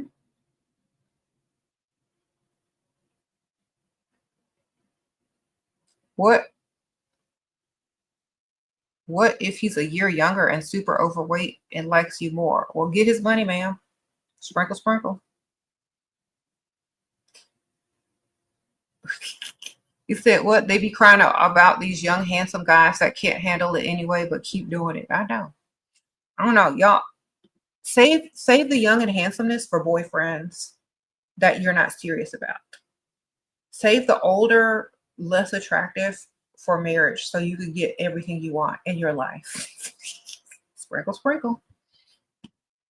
There you go. That's how you get it.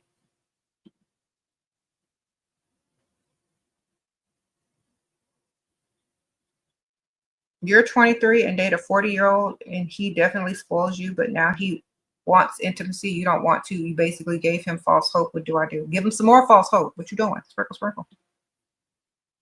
You give him that false hope, then you give him more false hope. But make that false hope seem more hopeful than the last false hope you gave him. Girl, call up Aunt Ethel. Y'all know Aunt Ethel. Tell him you're gonna meet him somewhere, and then all of a sudden you can't because Aunt Ethel. Sprinkle, sprinkle.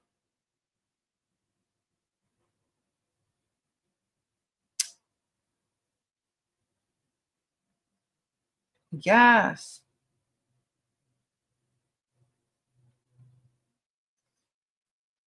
And you know what? Women that have more to gain and they, keep a spare, they always win too.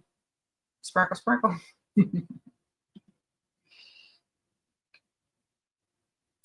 Women that got a backup plan and a backup, they always win too.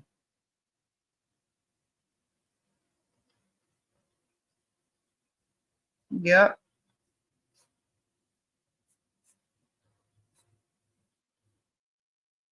Dating for looks turns women into pygmies, and the man does less. That's right, Coco Boca. Sprinkle, sprinkle. Sprinkle, sprinkle. Yep, y'all be out here looking stupid and dumb. And sounding and looking just like a pygmy when y'all start dating men for looks. Because then you become the masculine one. Because you worried about every woman trying to look at him. You worried about if he's going to leave you for somebody else because he looks so good. That's what men's supposed to be worried about, not women. So y'all literally turning into masculine pygmies out there when y'all deal with attractive men that you have to worry about every second of the day. It just makes you a masculine pygmy at a certain point. You know what feels good? To wake up every day and be the pretty one in the relationship that doesn't have to really worry about. That's a nice way to wake up every morning. It boosts your self-confidence, your self-esteem. You ain't got to really worry about too much. It's nice. You can literally live live your best life. You can literally walk around with the highest confidence, and it's like Beauty and the Beast. Sprinkle, sprinkle.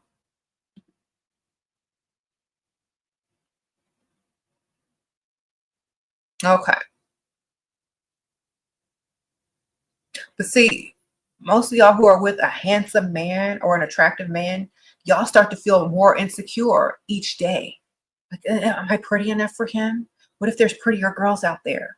Or am I skinny enough for him? What if there's skinnier girls out there? Or, what if he thinks I look this? What if I get old? And da, da, da. You're constantly stressing yourself out, comparing yourself to a man who looks good. If he ugly, you ain't got to worry about none of that because you automatically look better than him all day, every day, no matter what. And you're not stressed out. You're not worried. You don't feel insecure.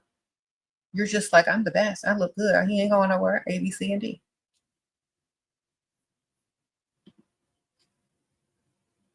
So think about it like that. You don't care what he's liking on Instagram. You don't care what he's doing on his computer. You ain't trying to look through his phone because you don't care. You already look good. You can go get a better one too.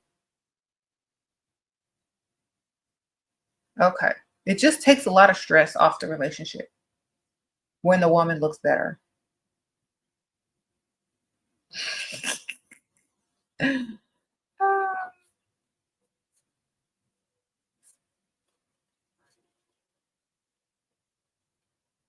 You said even poor ugly dusties will scrutinize your looks and call you old as years go by. Yeah, but as long as you got their money, they can't call you broke. Look, by the time you get old and wrinkly and ugly, you're supposed to have so much money that you don't care. All right. You're Isra. Thank you, girl. Sprinkle, sprinkle. Thank you, Riri. Your husband is traveling. He don't call or speak to me nicely and does not want to tell me when he'll be back. Should I leave the house? I'm not happy. No, you should be on a date. Sprinkle, sprinkle. Girl, when he travels, that's your time. Go live it. Go shopping. Go get his, go go shopping, go do whatever you got to do. Go hang out with your friend, your friends, your backup. All right, have fun, man. Because obviously that's what he wants you to go do. He don't want you in his business, so you need to go find your own business. As long as he providing, right? Who cares? That's your free time. Go to girls' night. Go meet somebody else. Go to lunch with somebody else. Go join something. Go meet people. Go mingle. Go have fun. Why do you worry about somebody all the way across the world that don't even like you? They like you enough to provide for you. That's good enough, man. Sprinkle, sprinkle. You have plenty of time and freedom to go do whatever you want.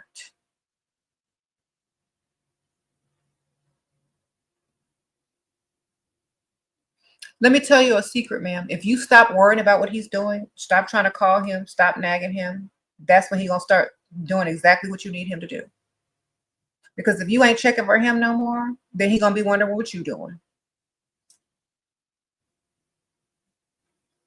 If you're not worried about where he going, when he coming back, A, B, C, and D, and you living your best life, he's gonna start telling you, guess what? I'm coming back when, oh, well, I don't care.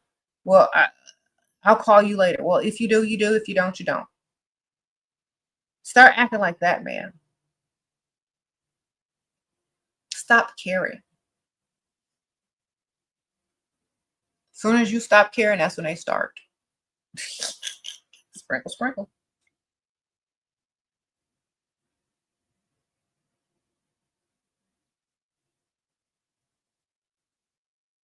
And when y'all care too much,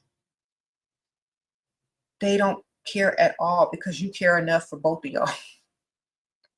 So stop caring.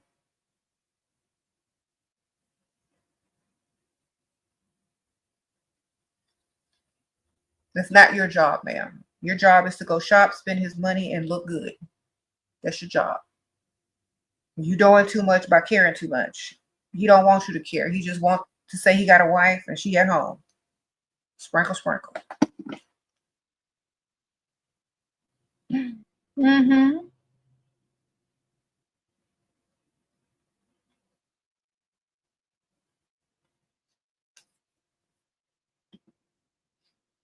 Now, this is what happens when you save your, okay, look, I'm talking from the American culture because I know some cultures set it up so that y'all are natural pick-me-shas towards these men. But in our culture, most women aren't virgins when they get married because that's what turns you into a pick-me-sha. That's what makes you emotionally connected and, physically, chemically connected to some man. And if that's the only man you've ever been with, of course you're gonna be a pick-me-sha because you don't know you got options and there's other things out there that's probably way better. So if your culture is making you, or your religion is making you into a natural pick-me-sha, understand that you can go do other things because they are. You can go get more experience in life, right? Okay, I'm not getting ready to be no pick-me-sha over somebody that the only person I've ever been with. I'm finna go get more life experience while he's traveling or doing whatever he got to do. And I think that's what y'all should be doing. Change your name, talk in a different accent, and do what you got to do if you got to do it. You know what I'm saying?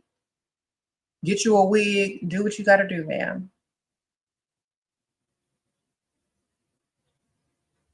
Mm-hmm. What I teach my daughters is never to deal with a dusty. If the man can't get money, then he can't get any attention. Sprinkle, sprinkle. All right. But we live in a nice area, so all the guys over here have money, and their parents have money. So really have to deal with that. Mm-hmm.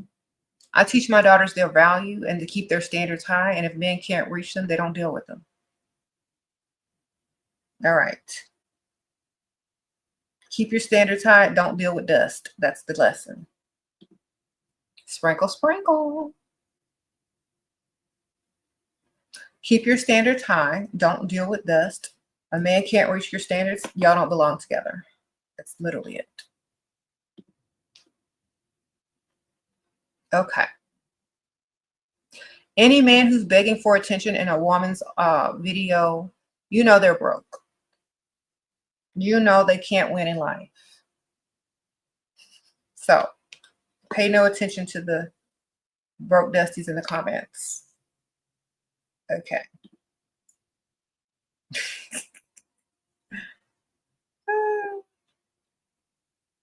You said men's wallets hit the wall. They sure do.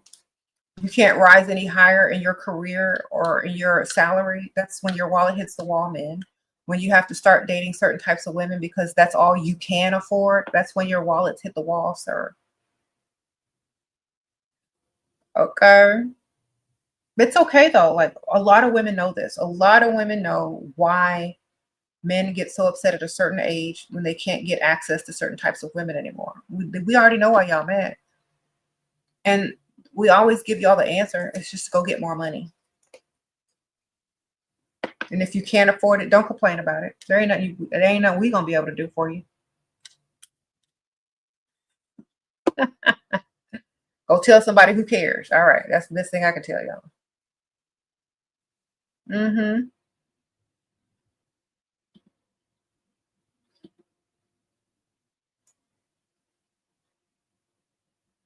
You need this attitude, girl. Yes, the unbothered attitude. Mm-hmm.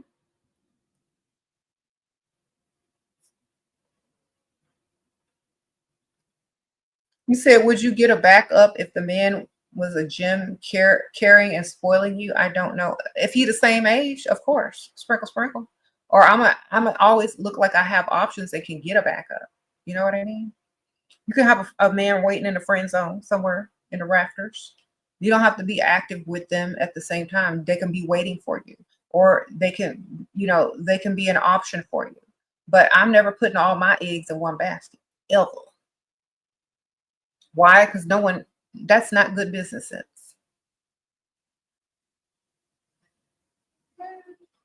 Think about this. Your emotions, your feelings are like money. You only give them to those that you want to give them to, those that are deserving. If you treat your emotions like currency, you're gonna be more careful with them and how you spend them and who you spend them on. You get it? You're gonna be careful where you invest all of your money. You may invest some of your emotions, some of your energy and time, but not all of it. So think about your emotions and your feelings as currency and don't invest them all in one place. Sprinkle, sprinkle.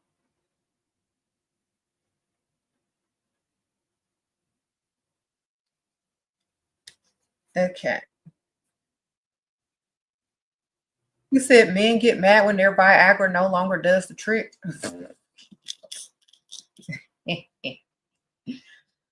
That's hilarious. Like, yeah. I think men try to act extra masculine when they're overcompensating for something instead of just doing the actions that are masculine, like providing and protecting. When men can't do those things, they try to overcompensate in different areas by trying to look like they're something that they're not. You know what I'm saying? It doesn't work because people are smarter than that. If you're truly masculine and truly alpha, pay, don't complain, protect and provide, period. If you're doing anything extra and more than that, we know that you're overcompensating for something else. All right. If you have to insult women, we know you got a little pee-pee or you're broke.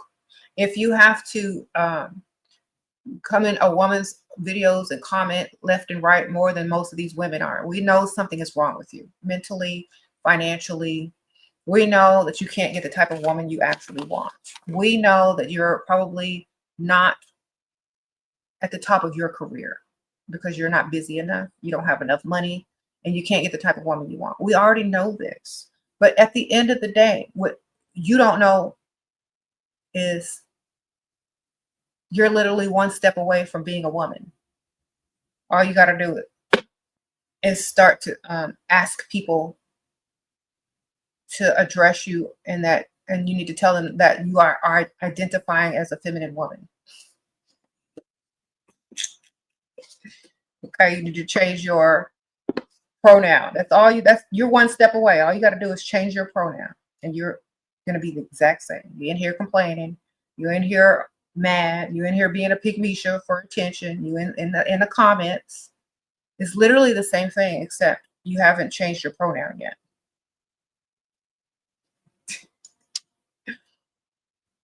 Isn't this what pygmishas do in comments on men's videos? Trying to proclaim all that they do. Well, I'm this and I'm that, and I can do this and I can do that. Please come DM me. I'm this, I'm that. I'm better. I'm better than these gold diggers out here. I'm this. They come in there begging for attention, agreeing with whatever, and then when no one slides up in their DMs unless they want some shoes or the next, video game that's about to come out, they get mad. They're like, they inbox be dry, even though they poured their life skills and domestic skills out in the comments, and nobody responded unless they was asking them to borrow something. It's literally the same thing. Nobody cares. Nobody wants a pygmisha. Nobody wants a Dusty. Except each other. Dusties want pygmishas. Pygmishas want Dusties. Y'all belong together. If nobody told you, I just did. All right.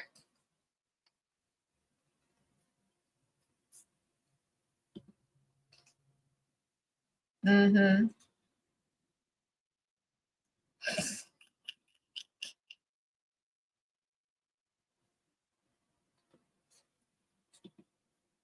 Oh, Kala, sprinkle, sprinkle. You met an older guy who gives you money. You know he can be full provider, but he wants a romantic relationship and gives you the ick. It's his hygiene. Okay, tell him he's old. He can't afford to not have a financial relationship. Okay, tell him the deal. He know the deal. Like, sir, you're this old. I'm this old. I'm gonna need all my bills paid. That's what you tell him. He knows. He's hoping that you're going to be the typical woman and be too nice and not tell him the truth about this age difference and what it is required of him. All right. Men depend on women to be too nice in order to get their way. Don't be too nice anymore. Tell him the truth. Say, sir, no, I'm going to need you to do the most. Girl, buy that man a Dollar Tree basket, put some Listerine in it, put some toothpaste, get him a toothbrush, some deodorant, some baby powder, whatever else, all the stuff he needs. Okay, some Axe body spray, just pile it out. That's what he's getting for Christmas. All right, sprinkle, sprinkle. And he better take you somewhere nice to get you your real gift, your good gift, some jewelry, some whatever, watch, whatever you're trying to get out of him. He better come with that and more. You just get him a hygiene basket from the Dollar Tree and call it a day, and he'll get the picture.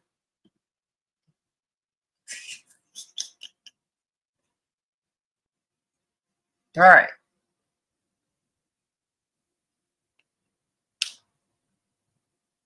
Sprinkle, sprinkle.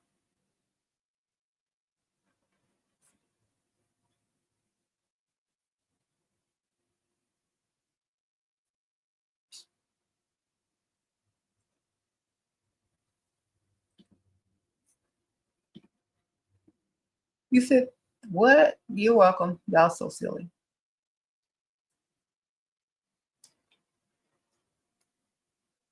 Yeah, and remember, y'all, if y'all aren't gonna marry a broke Dusty, y'all shouldn't date a broke Dusty. After the age of 22, you shouldn't be dating nothing else broke. Your early years are, to date who you like because you like them. But when you start getting to the age where you got to take life seriously, you got to start dating people that are marriage material, which are providers. Okay.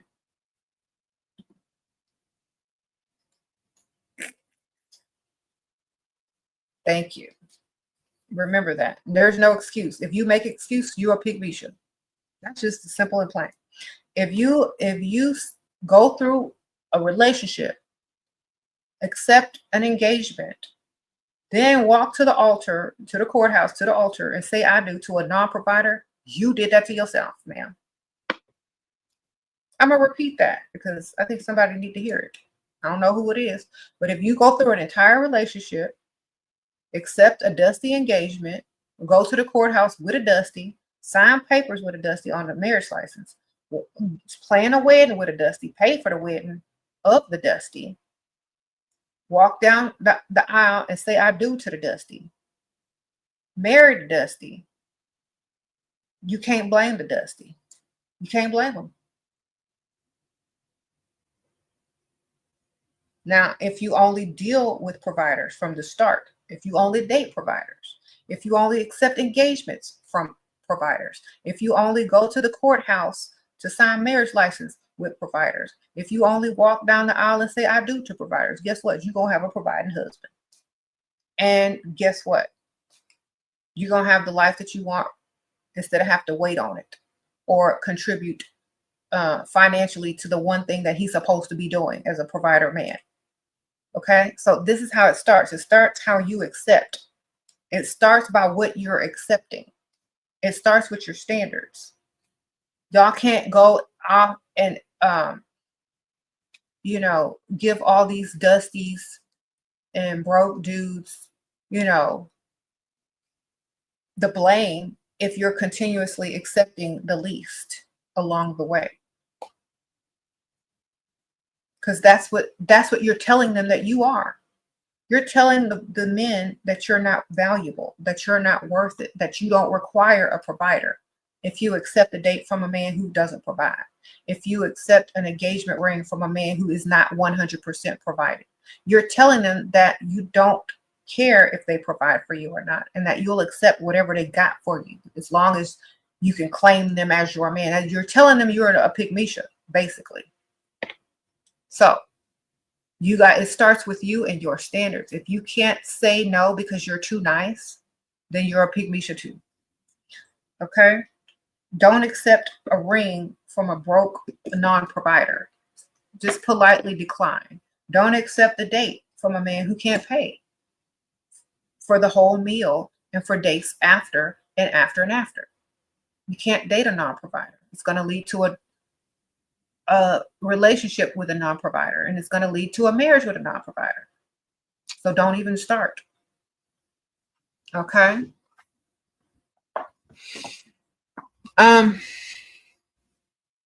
You sitting in the dark, rocking back and forth, trying to make up excuses or make up reasons why you need to stay with your broke dusty. You know you're in the wrong relationship.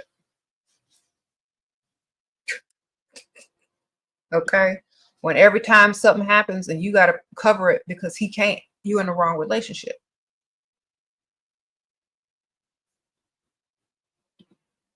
Whenever a man asks you for anything financial, you're in the wrong relationship. Figure it out.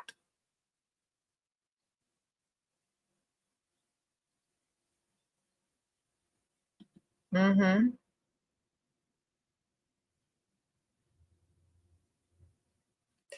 Can someone tell what? Y'all, it's too silly. Someone says it's called desperation. Marriage is for men who are providers and can afford it. That's what marriage is for. Marriage is not for men who don't like women, who are mentally gay. Marriage is not for men who can't afford to be a provider or a husband or a father. If you can't do any of the above, stay single as a man. If you can't afford a wife, if you can't afford a family, if you can't afford to build a house, stay single, man. Don't nobody want your dusty hand in marriage. Okay? You see, these men are so used to desperate women that they think marriage is the goal and the prize. Not if you dusty, not if you're a non-provider. It's not a prize. It's shameful. It will bring shame upon the family if someone married a dusty. So don't even be looking in the dusty's directions, ladies. Provider men only. Sprinkle, sprinkle. If you can't afford it, move out of the way. Some men will never afford marriage. That's why in some countries and some cultures, marriage is only for men who can afford it. It's not because you could find some pygmisha to accept your dustiness. Okay. See, marriage in this country, and some countries, not just America, but marriage used to be to get money. Now people are trying to get married because this man looked good, or this man, made you feel like you were in love. No, if he's not a provider, you don't ever get into a marriage contract. Sprinkle, sprinkle. If the man cannot provide, he shouldn't be even asking your hand in marriage at all. He should be finding some money somewhere. Dating pygmisha. All right. That's it. Sprinkle, sprinkle.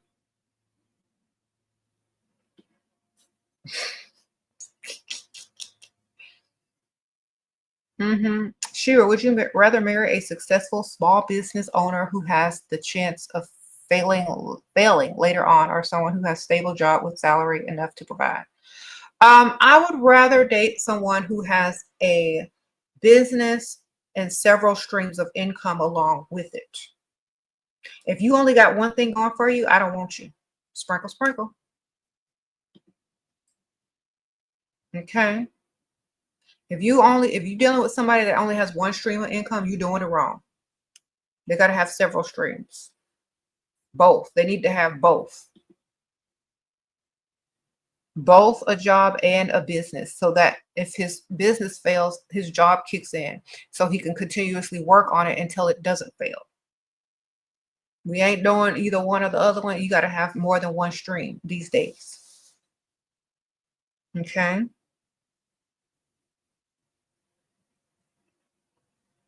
You said average millionaire has at least 7 streams of income. Thank you, Lavender. That is so true. You need several streams. That doesn't mean working several jobs. It means having several ways for money to come in. Okay. Several ways, not just one. And failure is not ever an option. If you are only working enough to fail, you're not working hard enough as a man. Okay? If you're working every day, clocking in, and you still can lose that stream of income, you ain't working hard enough. Sprinkle, sprinkle. A financially intelligent man sets himself up to where he doesn't have to worry, but only has to gain.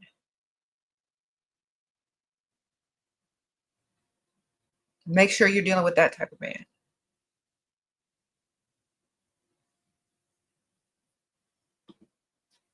All right.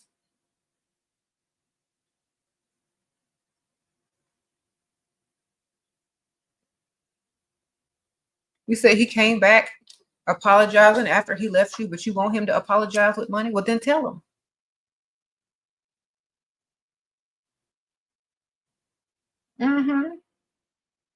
If you don't need him back, then why not be honest with him? You want to come back, get some money and give it.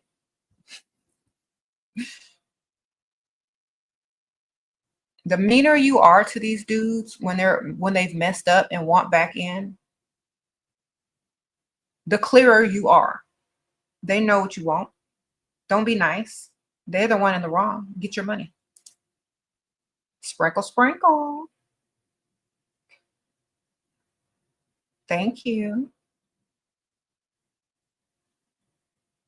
You said you in a relationship and he can't provide. Oh my goodness.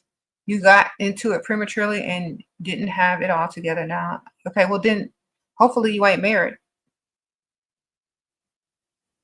Didn't break up with him, ma'am. Sprinkle, sprinkle. You ain't married. Go get another one. Get an extra one on the side to replace them. What are you doing? Go find someone with money. You ain't stuck, ma'am. You choosing to be a pygmisha. You choosing pygmisha's life. This is the choice. When I talk about y'all got choices and options, you're choosing to be with a broke man who ain't got it together. when you could be dating other men that do have it together. That broke man is in the way of the man you're supposed to be looking for. The man you're supposed to be attracted. You can't attract the man that you're, a full provider if you got a dusty in the way. All right, get rid of him.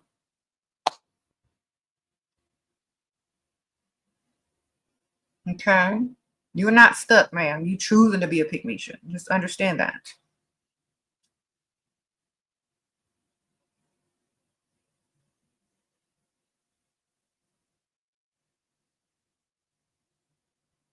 You said how to say it in a cute way. Look, we're not being cute after the man ain't been cute by leaving you. You don't be cute.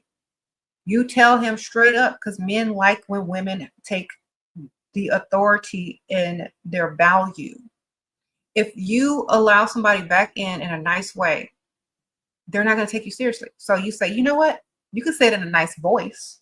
You can say, you know what? Well, you can do this, this, and that for me if you want another chance. So I'll be waiting. And that's it. You can give me this, this, and that if you would like another chance. And I'll be waiting. So let me know. That's all you got to say. They either will or they won't. But being too nice is what got you where you are in the first place.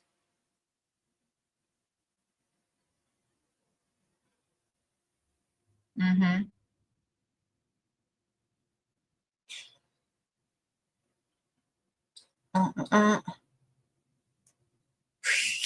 Yes, gotta have. So yeah, send them that Rihanna song. Be better have my money.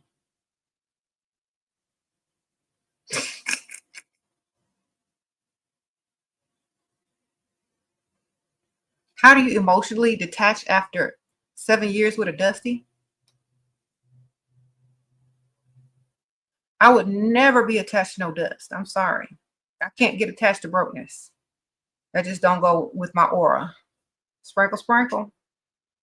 I don't understand y'all. How do y'all get attached to dust? How do y'all get attached to the idea of being broke? I would never attach myself to that idea or that type of person. Just brainwash yourself and tell yourself that's your placeholder, and now you've outgrown it and you got to go. Tell him you got to go. You're not attached. You're not attached to him. You're attached to the idea of having a man. But he's not a man if he can't provide. All right? Sprinkle, sprinkle. You're attached to the idea of having a man, but he's not a man if he can't provide. Understand that. You're attached to a dusty. And so unattached, you go find a man. Sprinkle, sprinkle.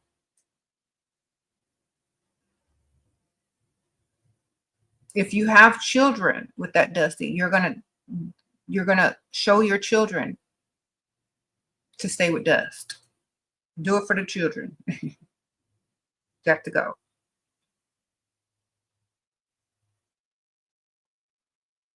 Mm-hmm.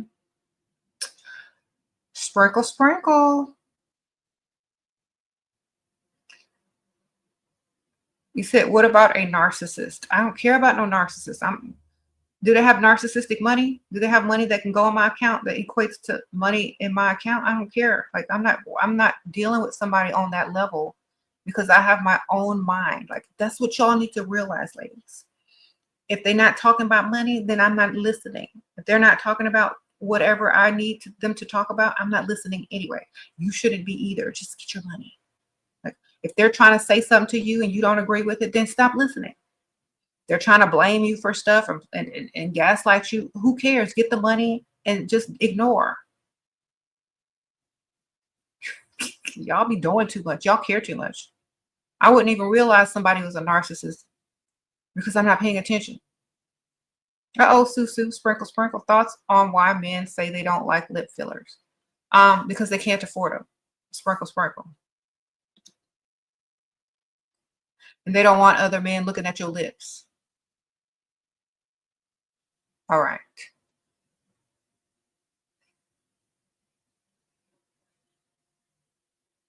Okay. You got 2 girls and a boy. All right. Well, what are you going to teach them?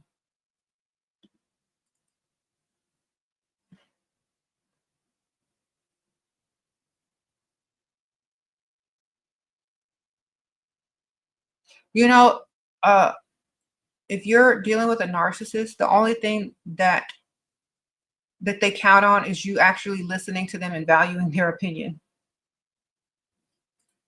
If you ignoring them and just saying, yeah, you're right, sure, yeah, I agree, and you're not even paying attention to what they're saying, just get the money now.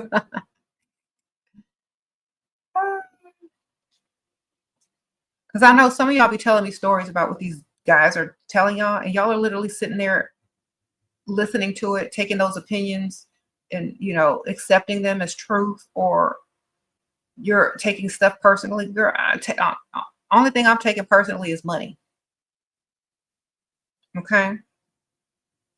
Anything else you're talking about, I don't care. Sprinkle, sprinkle. Y'all doing too much over there.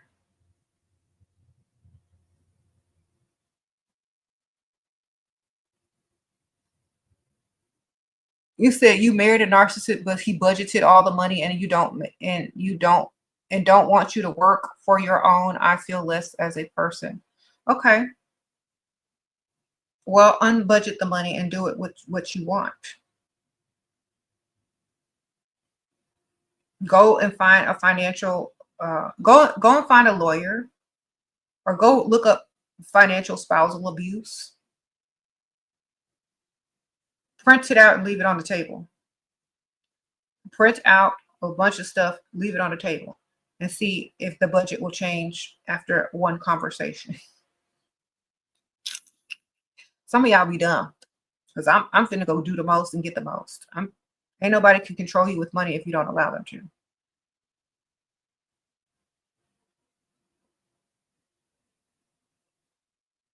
How to react when a man says I'm using him for money? Say, well, what are you using me for? Act confused. I was like, oh, well, what are you using me for?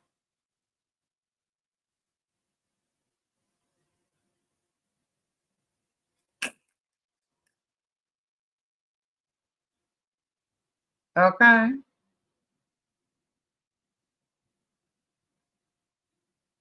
I thought you were just giving me money out of the kindness of your heart. I didn't know that you felt like I was using you. I thought you had it to give and that you liked me enough to give it to me out of the kindness of your heart. Excuse me.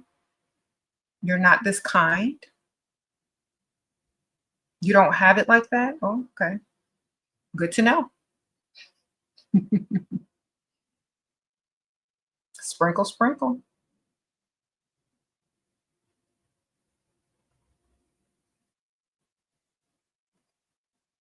All right.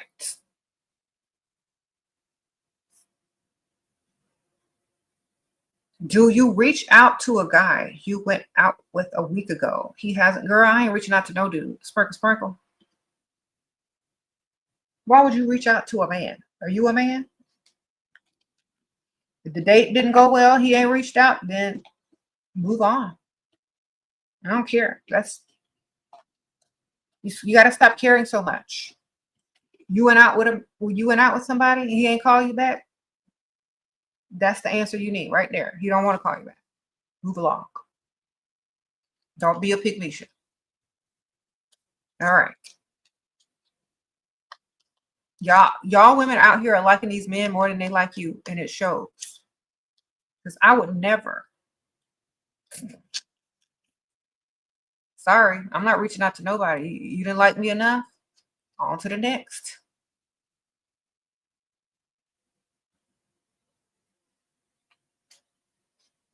You said, why didn't I get a birthday gift? And he said we were fighting. Okay, now you get a more expensive birthday gift now that you're not fighting. So he has to make up for the fact that y'all were fighting and make up giving you a birthday gift since he missed your birthday gift. So tell him, okay, well, now we're not fighting and you missed my birthday. So I'm gonna need something even better. Sprinkle, sprinkle. All right. Get your money. Get your gift.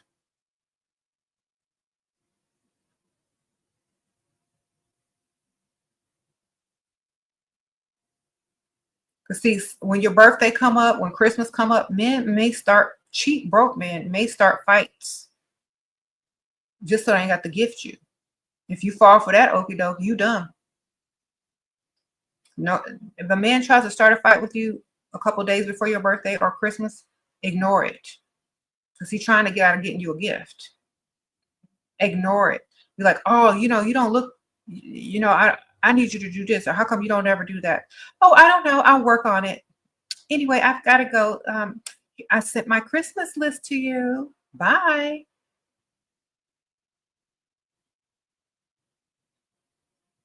Don't even fall for the okie doke until after the holidays, after you got all your gifts. Okay, man. After your birthday, you don't take the bait when men are trying to get you to start fighting with them so they can't get you a gift. Ignore, smile, and keep it moving.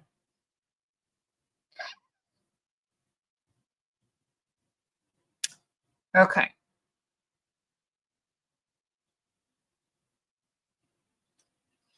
You say, yeah, he keep playing games. Exactly. Yeah. You know what?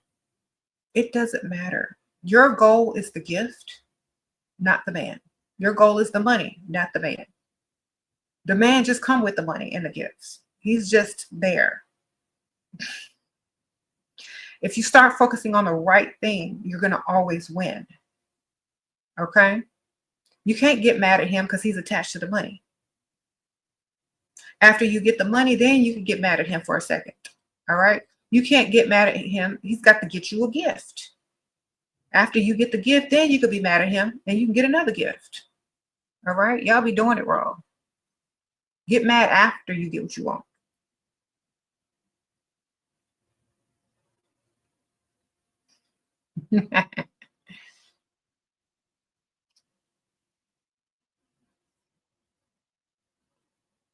Mm-hmm. Sprinkle, sprinkle. Why? What? He should be too scared to argue. That man needs to be peaceful, right? Sprinkle, sprinkle.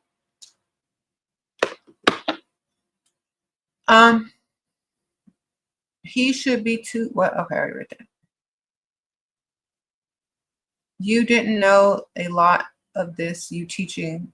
I'm so glad I found you. Oh, thank you, Queen. Kalisha,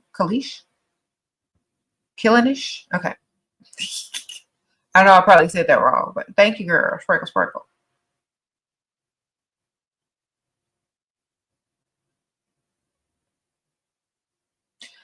A man who's arguing with a woman is feminine. Just buy the woman a gift and hush. Exactly, Coco. Okay, I don't know what these dudes are out here doing.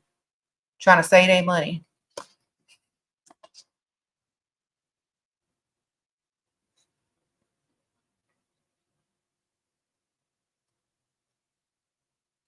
Mm-mm-mm.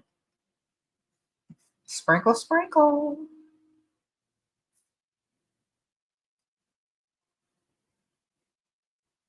Do you suggest going out on a Friday night? Huh? I saw something about a 30-year-old. I don't know what. For a newly 30-year-old. Only if you want to run into a bunch of people on dates. And also it depends where you're going. Like, that's the worst night to go out on. Go out during the week. Go out during the daytime. You're going to meet more people with money, especially if you're on the rich side of town. All right. You trying to find a provider? Friday nights is when all the workers go out and, de-stress with each other. You want to find a man with some money who's a provider? Go out during the weekday while everyone's at work. Go out and run errands on the rich side of town while everyone's clocked in. You want to meet somebody with some money. Everybody who's doing the same type of stuff is usually out on the weekends when they have the time, when they're off work. You go out during the daytime, in the early afternoon, or the mornings on the weekdays, or if you can't get out on the weekdays, early in the mornings on the weekends, early afternoons.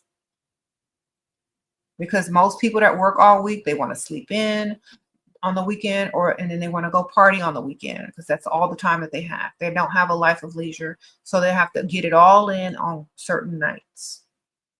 And that's not where you're going to find the true wealth. Okay. Or the true providers mostly. Most of the men who are older or providers, they're not going to be out and about doing that type of stuff on the weekend. Oh, Maria, thank you, girl. Sprinkle, sprinkle. She done hit me up. $99.99. Thank you, girl. Thanks for being amazing and teaching us, Goddess Shira. Thank you, girl. I really appreciate that. Okay.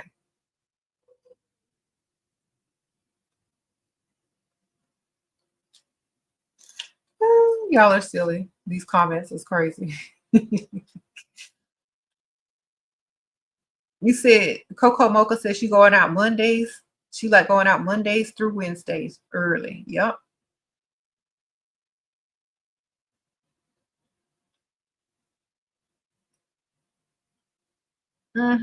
Where is my cutout from? All personalization. I don't know if it's in the description bar or not, but there's a company called All Personalization. And if you use my code SheRaSeven, you can get a discount. And they're not that expensive. Some of them are less than $50. Okay, sprinkle, sprinkle. Okay. Men be mad because Shira is real. Okay, well, I hope not. I hope they just get mad at themselves for not doing better.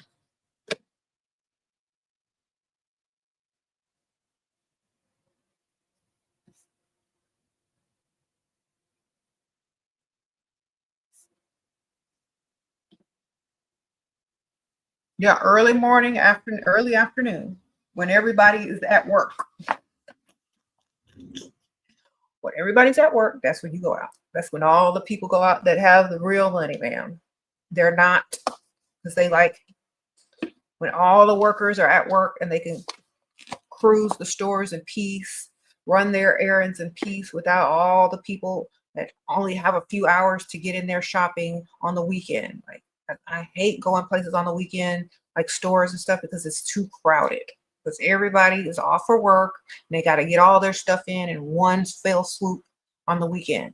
You go out during the week in the morning times and you visit the stores, you visit the mall, you visit the gym or whatever. Walking in a park, you're going to find people that aren't in a rush to get to work or have to be clocked in somewhere. They're independently wealthy, or they have their own business and they can go in whenever they want. They're more free financially because they're not having to rush to the workforce, sit in traffic, get their errands done on the weekend, do laundry on Sunday. They're not in that cycle. So you're most likely going to find somebody that has more money during the week, in the morning times, and in the early afternoons when everyone else is at work. Okay? That's just the truth. You got to understand it.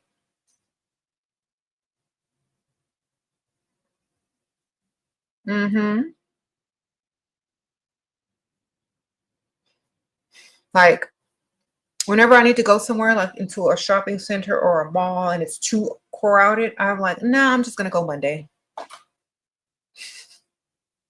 I'm just gonna go Monday morning.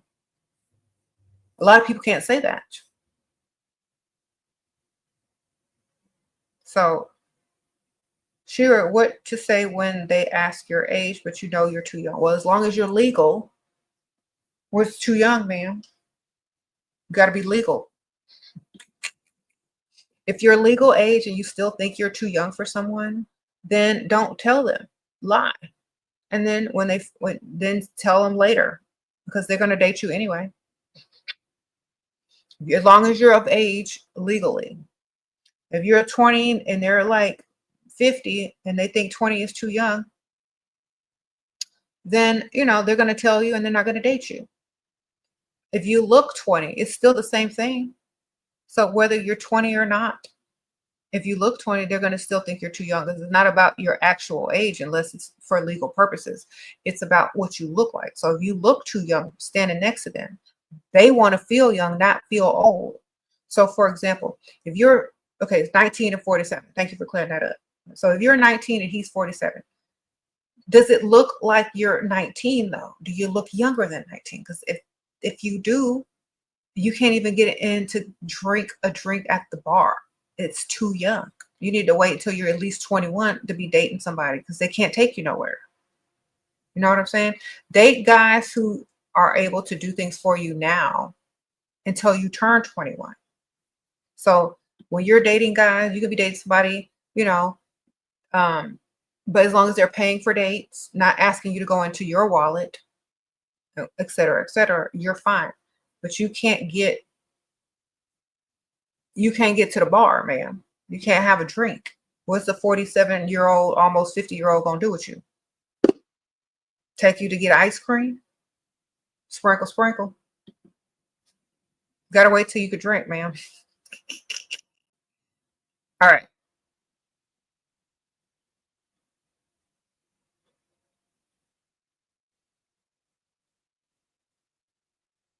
It said at 40, how do you get a provider? By dating a 60-year-old. Sprinkle, sprinkle. 40-year-olds look real good to 60-year-olds, ma'am. 56, 57, 58-year-old, 40-year-old women look real good to them. So start dating older. Tips for New York City women on how to be nicer. I don't know, ma'am. I don't know too many women from NYC. But if you're mean, maybe it's your environment. Maybe if you get into a nicer environment, you'll start acting nicer. Because a lot of people are on the defense in certain, like New York.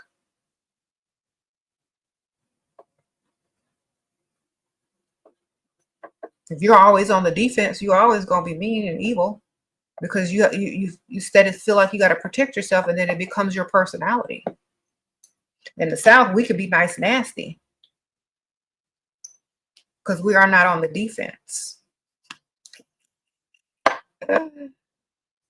Okay. So all you can do is learn how to be nice, nasty instead of just being nasty. Nice, nasty takes you further. If you're not always scared, if you're not always trying to scare people away because you're scared for your life because of where you live, then you can calm down and be a little bit nicer.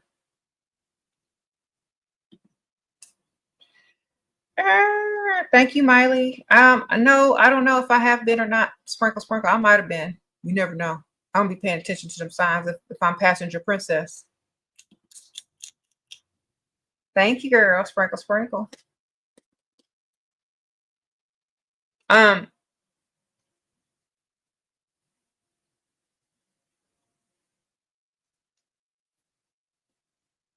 Using men for money.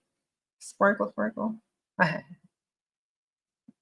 You can't use a man for money if he's a provider. You can only use a Dusty for the little change he had made from his Uber driving or his call center check. You can't really use a real man for money because they're providers naturally. Thank you, Layla. Sprinkle, sprinkle. Going to NYC for a semester abroad. How to freestyle in the rich side of town. Sprinkle, sprinkle during the weekdays or early afternoons. That's how. Thank you, girl. Sprinkle, sprinkle. Okay. How to stop nitpicking his flaws and being a bugaboo by having something else to do, ma'am, and understanding that man will never be perfect no matter what you do. Just every time you see a flaw you want to nitpick, ask for some money instead. Sprinkle, sprinkle. Get into the habit. Every time you want to nag him or nitpick him, ask him for some money. Ask him for something that you want. Ask him to do something for you. You see him like leaving a sock on the floor, instead of saying, "Oh, pick your sock up," say, "Oh my gosh, I saw this really cute necklace that I want online and I already have it in the cart. Do you want to pay for it? It would be so nice and so sweet if you do that. Then maybe we can have a glass of wine later." Every time you want to nitpick and nag him, fill up a cart. Get him to pay for stuff. Get him to give you some money. Get him to give you the credit card. Get him to order you some food. Every time you start to nitpick, change it around and get paid. Get a gift. Do something. Refocus that attention to gain. Okay.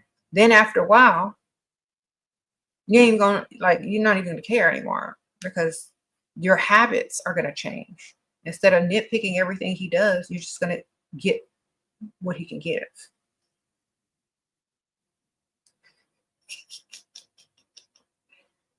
Okay? Now, I'm not getting ready to care. I'm getting ready to gain.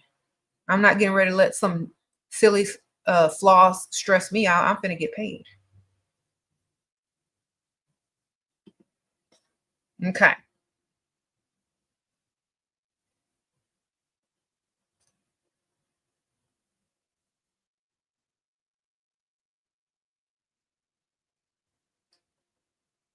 You said who's going to pick up that stinky sock though? I don't know. I don't know. Maybe it'll get thrown in the trash. We don't know. But you're going to get some stuff in the mail and at the doorstep when it gets delivered. You're going to get your gifts.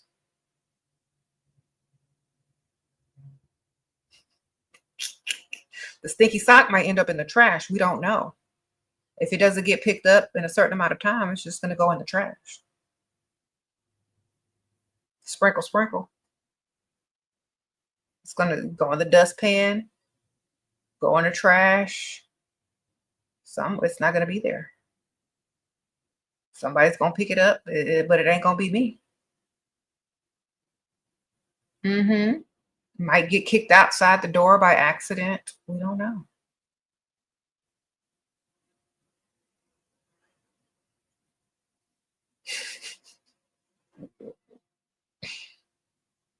You see, y'all care too much. That's the problem. If you care about a sock on the floor, you're focused on the wrong thing. Because he don't care about the sock on the floor. You understand this? If he doesn't care about the sock on the floor, why do you?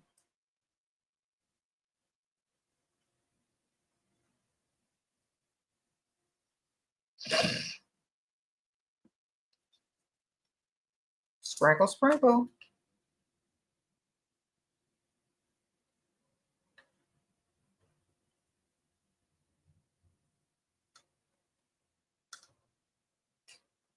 All right. I got to go in a few minutes here.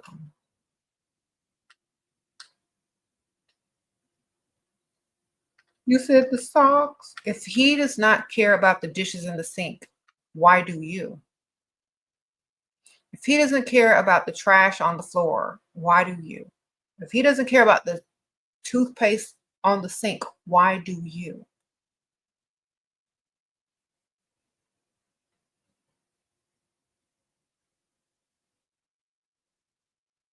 Sprinkle, sprinkle. You know what? If that man is not clean and he's doing the least and he's not picking up after himself and he's leaving the toothpaste everywhere and you're nitpicking and annoying, be worse. Just as an experiment, I'm going to tell y'all what to do. Leave your stuff on the floor. Put your toothpaste on the sink.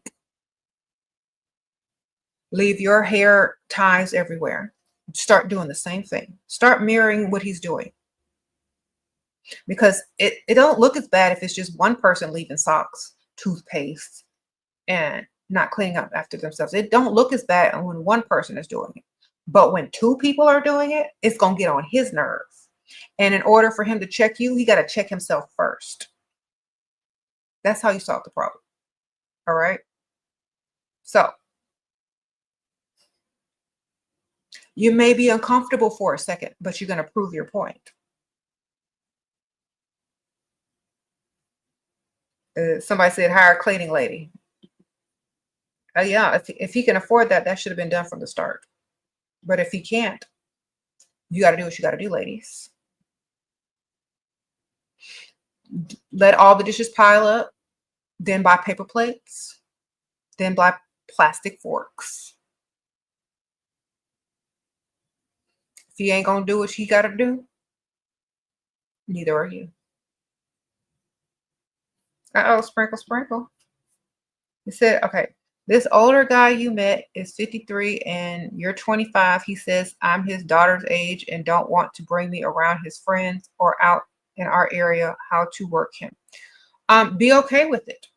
Because obviously he doesn't want to upset his family or his friends because he's embarrassed because he's dating someone young, but he still wants to date someone young. Therefore, he wants to spend. So give him your bills. Sprinkle, sprinkle. And exchange to be hidden. It's like, okay, well, I understand that's okay, but it's kind of sad that I can't meet this person and that person in your life. But you can make it up to me by paying these bills. Sprinkle, sprinkle. Thank you, Miley. How not to fall into routine when living together? By doing different stuff and not always being together. You know what I'm saying? Having your own life outside of being a couple. That's the key. If you don't have your own life outside of being a couple, that's how you fall into routine. You got to have your own stuff going. You got to have your own friends, your own hobbies, your own everything. You can't just be like, well, what are you doing? Well, what are you doing? Well, let's do this together. You can't do that every day. You got to have your own stuff going for you, your own ideas, your own excitement outside of that other person. And also, you can't be super predictable every single day of your life. Okay.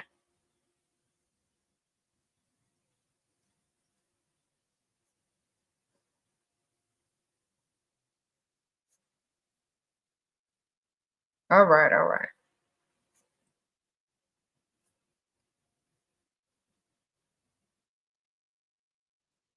You said, what if it doesn't get on his nerve and he's just dirty? If he's just dirty and he doesn't care anymore and da, da, da, da, da, feed him some stuff with hair all over it on a dirty plate. Y'all order food or whoever gets food, put it on a dirty plate with a dirty fork and give it to him if you don't mind. Sprinkle, sprinkle. Invite your friends over and don't clean up if you don't mind. You could tell them what you're doing ahead of time if they're your girl, like your girls, like your friends, like your girls. It's like, girl, I'm gonna do this experiment. Come over and start complaining. I ain't gonna clean up, but I'm gonna invite y'all over for dinner and I'm gonna serve y'all on dirty plates. And there's gonna be socks and underwear all on the floor that he won't pick up. And you just look around in disgust. All right. So y'all play the role. You call him over and say, oh honey, I'm inviting over such and such for dinner and drinks tonight. And he's like, you ain't gonna clean up? Like, oh, you can clean up. I'm busy right now. Well, I don't want to do it. Well, if you just pick up everything before, you won't have to really worry about cleaning up like all of a sudden before people coming over. And I didn't think it bothered you. Well, we can't have them over like that. Well, it doesn't matter. It doesn't bother me as much as anymore. I got used to it. Girl, you got to reverse psychology, these dudes. Oh, well, why don't you invite some of your friends too? Or your mom or something? Or invite them without him knowing. Oh, I invited your mom to come too. We'll see how quick you get the cleaning. All right, sprinkle, sprinkle. Or hiring a maid. Sometimes you got to play to win. You got to match their energy. Sometimes that's what you got to do. Because I will never be sitting there picking up some socks, rolling my eyes, and nitpicking to some grown, able-bodied man like they're a child. Either you gonna get it, or you gonna hire somebody to get it. Because I'm not getting it, and we gonna play until you tired. We're gonna play that game until you're tired. Because I ain't got nothing else to do. All right.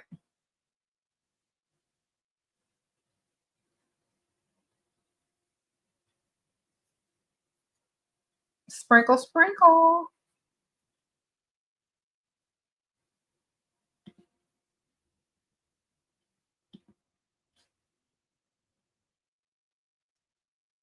I said, yes, he doesn't mind when it's just y'all. Yep, invite people over. Start inviting people over more often when it gets start to get dirty. That's how you get him to pick up his stuff.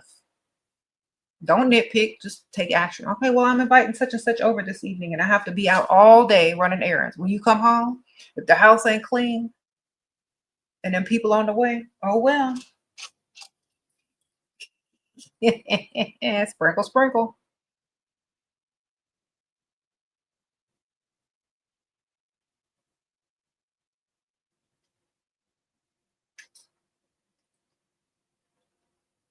You say he complains so bad He said the house looked like trash and I was out with friends. Good for you, Alexander. That's how you do it. Let the house.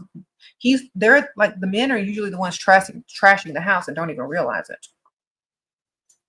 But then gonna complain to you.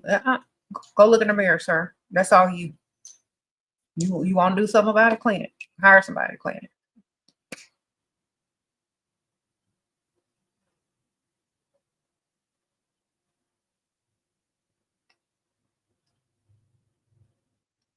Exactly. You ain't the maid.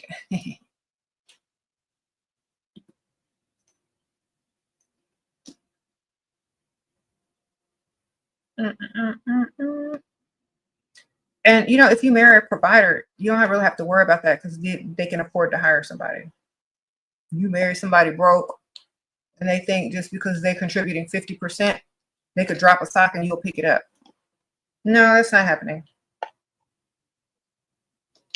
And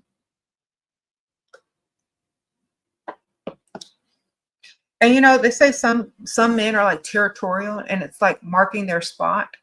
So dropping a sock is literally the same as peeing somewhere, like a dog. So how do you look? This may seem a little strange, but you do the same thing as a woman.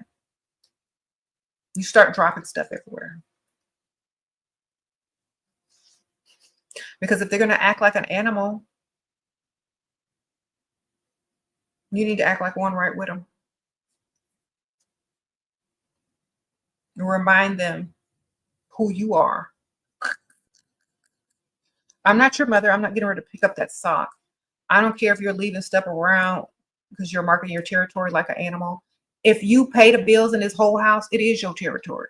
You ain't got to mark nothing if you paying all the bills because your money is marking it.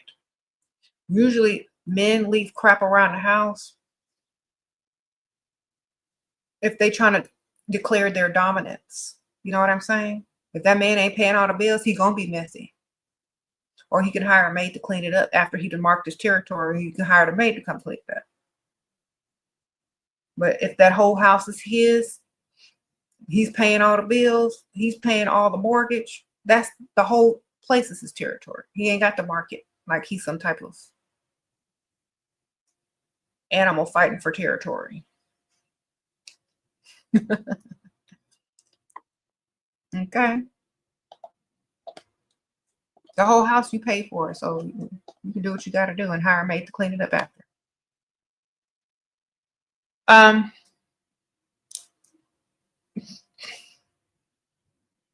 You said a Dusty, what to do when a crazy Dusty is mad because ignoring him and he contacted your child's father too evil? Girl, let the dust settle. If you continue to ignore dust, it will float away and fly away. All right. And why would you be dealing with Dusty anyway? Don't deal with dust, man. Just totally ignore it. When the wind blows, it'll be gone.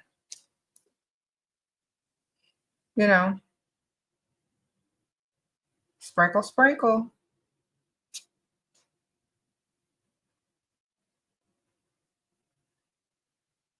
Mm-mm-mm-mm.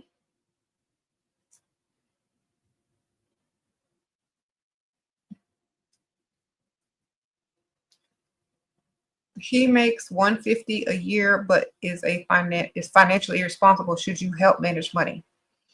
Oh, I hate this question because like so many of y'all want to rescue these dudes. Put everything on direct deposit. That's all you got to do. One time. Go on the website, put everything on direct deposit. That way you don't have to worry about it. Whatever money he got left, put it direct deposit to your account. Sprinkle, sprinkle. Leave him with only a few dollars. All right, there you go.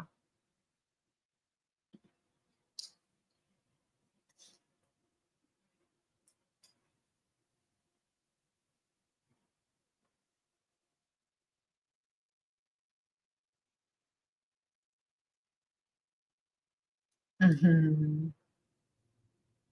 You said manage it by taking it for yourself.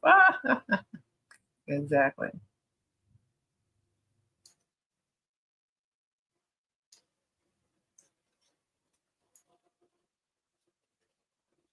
Great idea. Let it flow right into your hands. That's right. It's like, oh, let me put everything on direct deposit and automatic bill pay, and then pay yourself.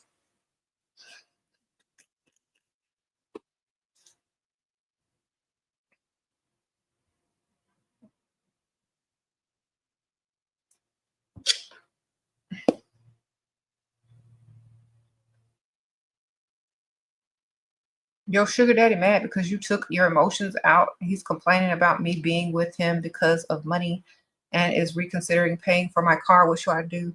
Okay, these people already know why you with them. Okay. Is he old? Okay. These people already know why you're with them, especially if you're a lot younger. They're in denial and they want to feel relevant. So what you got to do is you got to make up some lies and tell them what they want to hear and get your money. Okay? Sprinkle, sprinkle.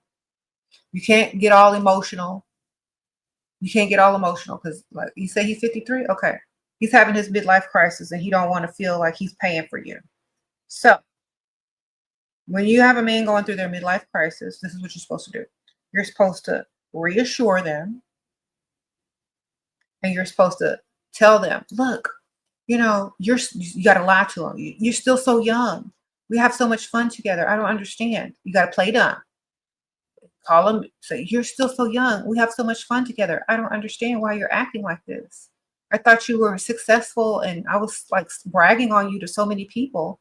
I didn't know that are you on a fixed income, or how, is your finances doing okay? I mean, if this is it, just let me know. Okay, first of all, you don't get upset. You play the game, because these men in their 50s, you know, they're having their midlife crisis and they don't know what to do. They're trying to feel young. They're trying to use the money that they've earned all these years. They're trying to live their life before they die. Their stuff may not be working as good as it used to. So they're insecure at this age and they're trying to hold on to the youth that they thought they had. And you gotta make sure that they understand one thing. They gotta pay. You can say it in a nice way. You can bruise that ego a little bit, because when men are going through their midlife crisis and they're supposed to be having all this money, they're supposed to be doing this, they're supposed to be doing that, they're going to defend all of that by proving you wrong. So what you got to do is assume things. Assume that they might be having financial problems and they're going to correct you. Well, no, I'm not having financial problems. Assume that they still look young. Reassure that, because they're going through that midlife crisis and they think they're getting old. So you got to make them feel young again by lying to them, so they can keep you around and can keep lying to them, because they know they're aging and they need you to reassure them. Okay, so you just got to lie to them a little bit. I mean, they know when they look in the mirror and you standing next to them, or they look at a photo that y'all took, they know the truth, but they don't know that you see it. You see? And so only to you do they still look young in your eyes, and that there's still lots of fun in your eyes. So they're going to stick with you because that's how you make them feel. All right? Sprinkle, sprinkle.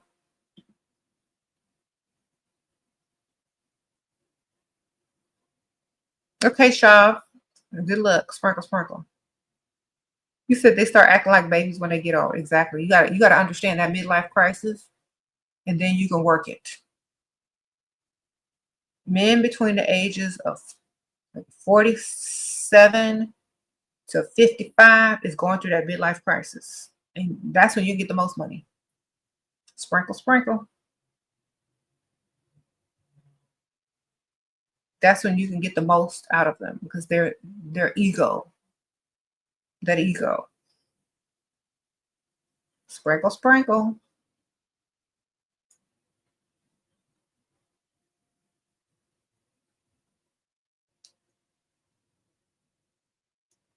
You already save some money and had you're an international student. You lie and collect his money. Good for you, ma'am. To the point of him being in debt and he yelled a lot. Well, when you leave, don't look back. Sprinkle, sprinkle.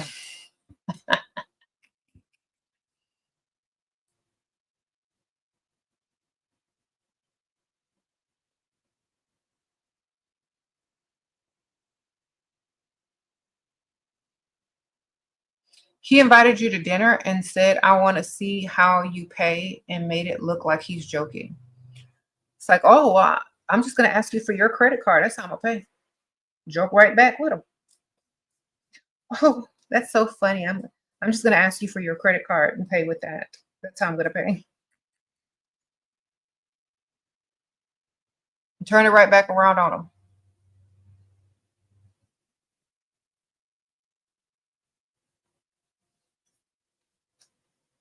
All right, y'all got to leave in a few minutes, but you know, it's been fun. Oh, and I don't know if anybody was here at the very beginning of the video when I thanked Miss Julian and Anyana for sending me these beautiful champagne stoppers for my gift.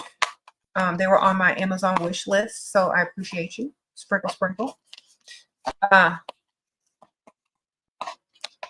I did link it in the description bar. I think it's the second link if y'all want to send me gifts this holiday season on my Amazon wish list. I think there's something on there for every budget. So I appreciate y'all. Thank y'all so much. Miss Julianne and Anyana for watching my videos and gifting me. Y'all are so sweet. Let me show y'all. Y'all didn't see.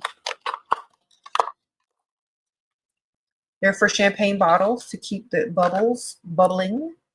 And you just like recork it after you open it. And it's really pretty gold. Yeah. Great for the holiday season. Great gift. Thank you.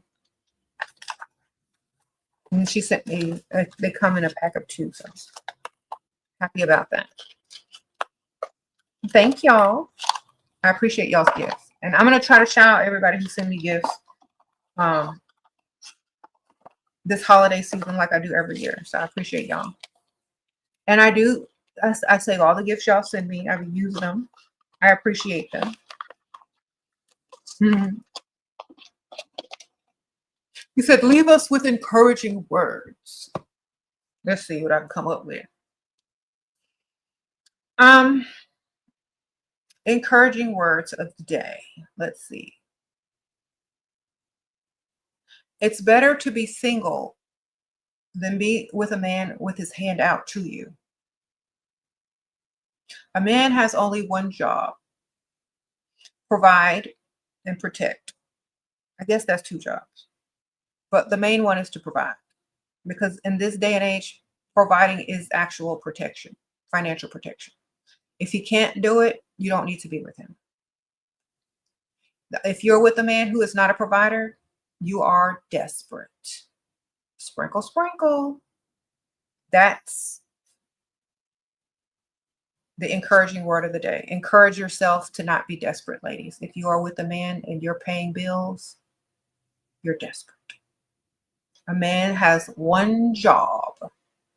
Women have countless jobs. If he can't do the one thing he was put on earth to do and you still with him, that says a lot about you as a woman. Okay? Do better. Don't marry a non-provider. Don't date a non-provider.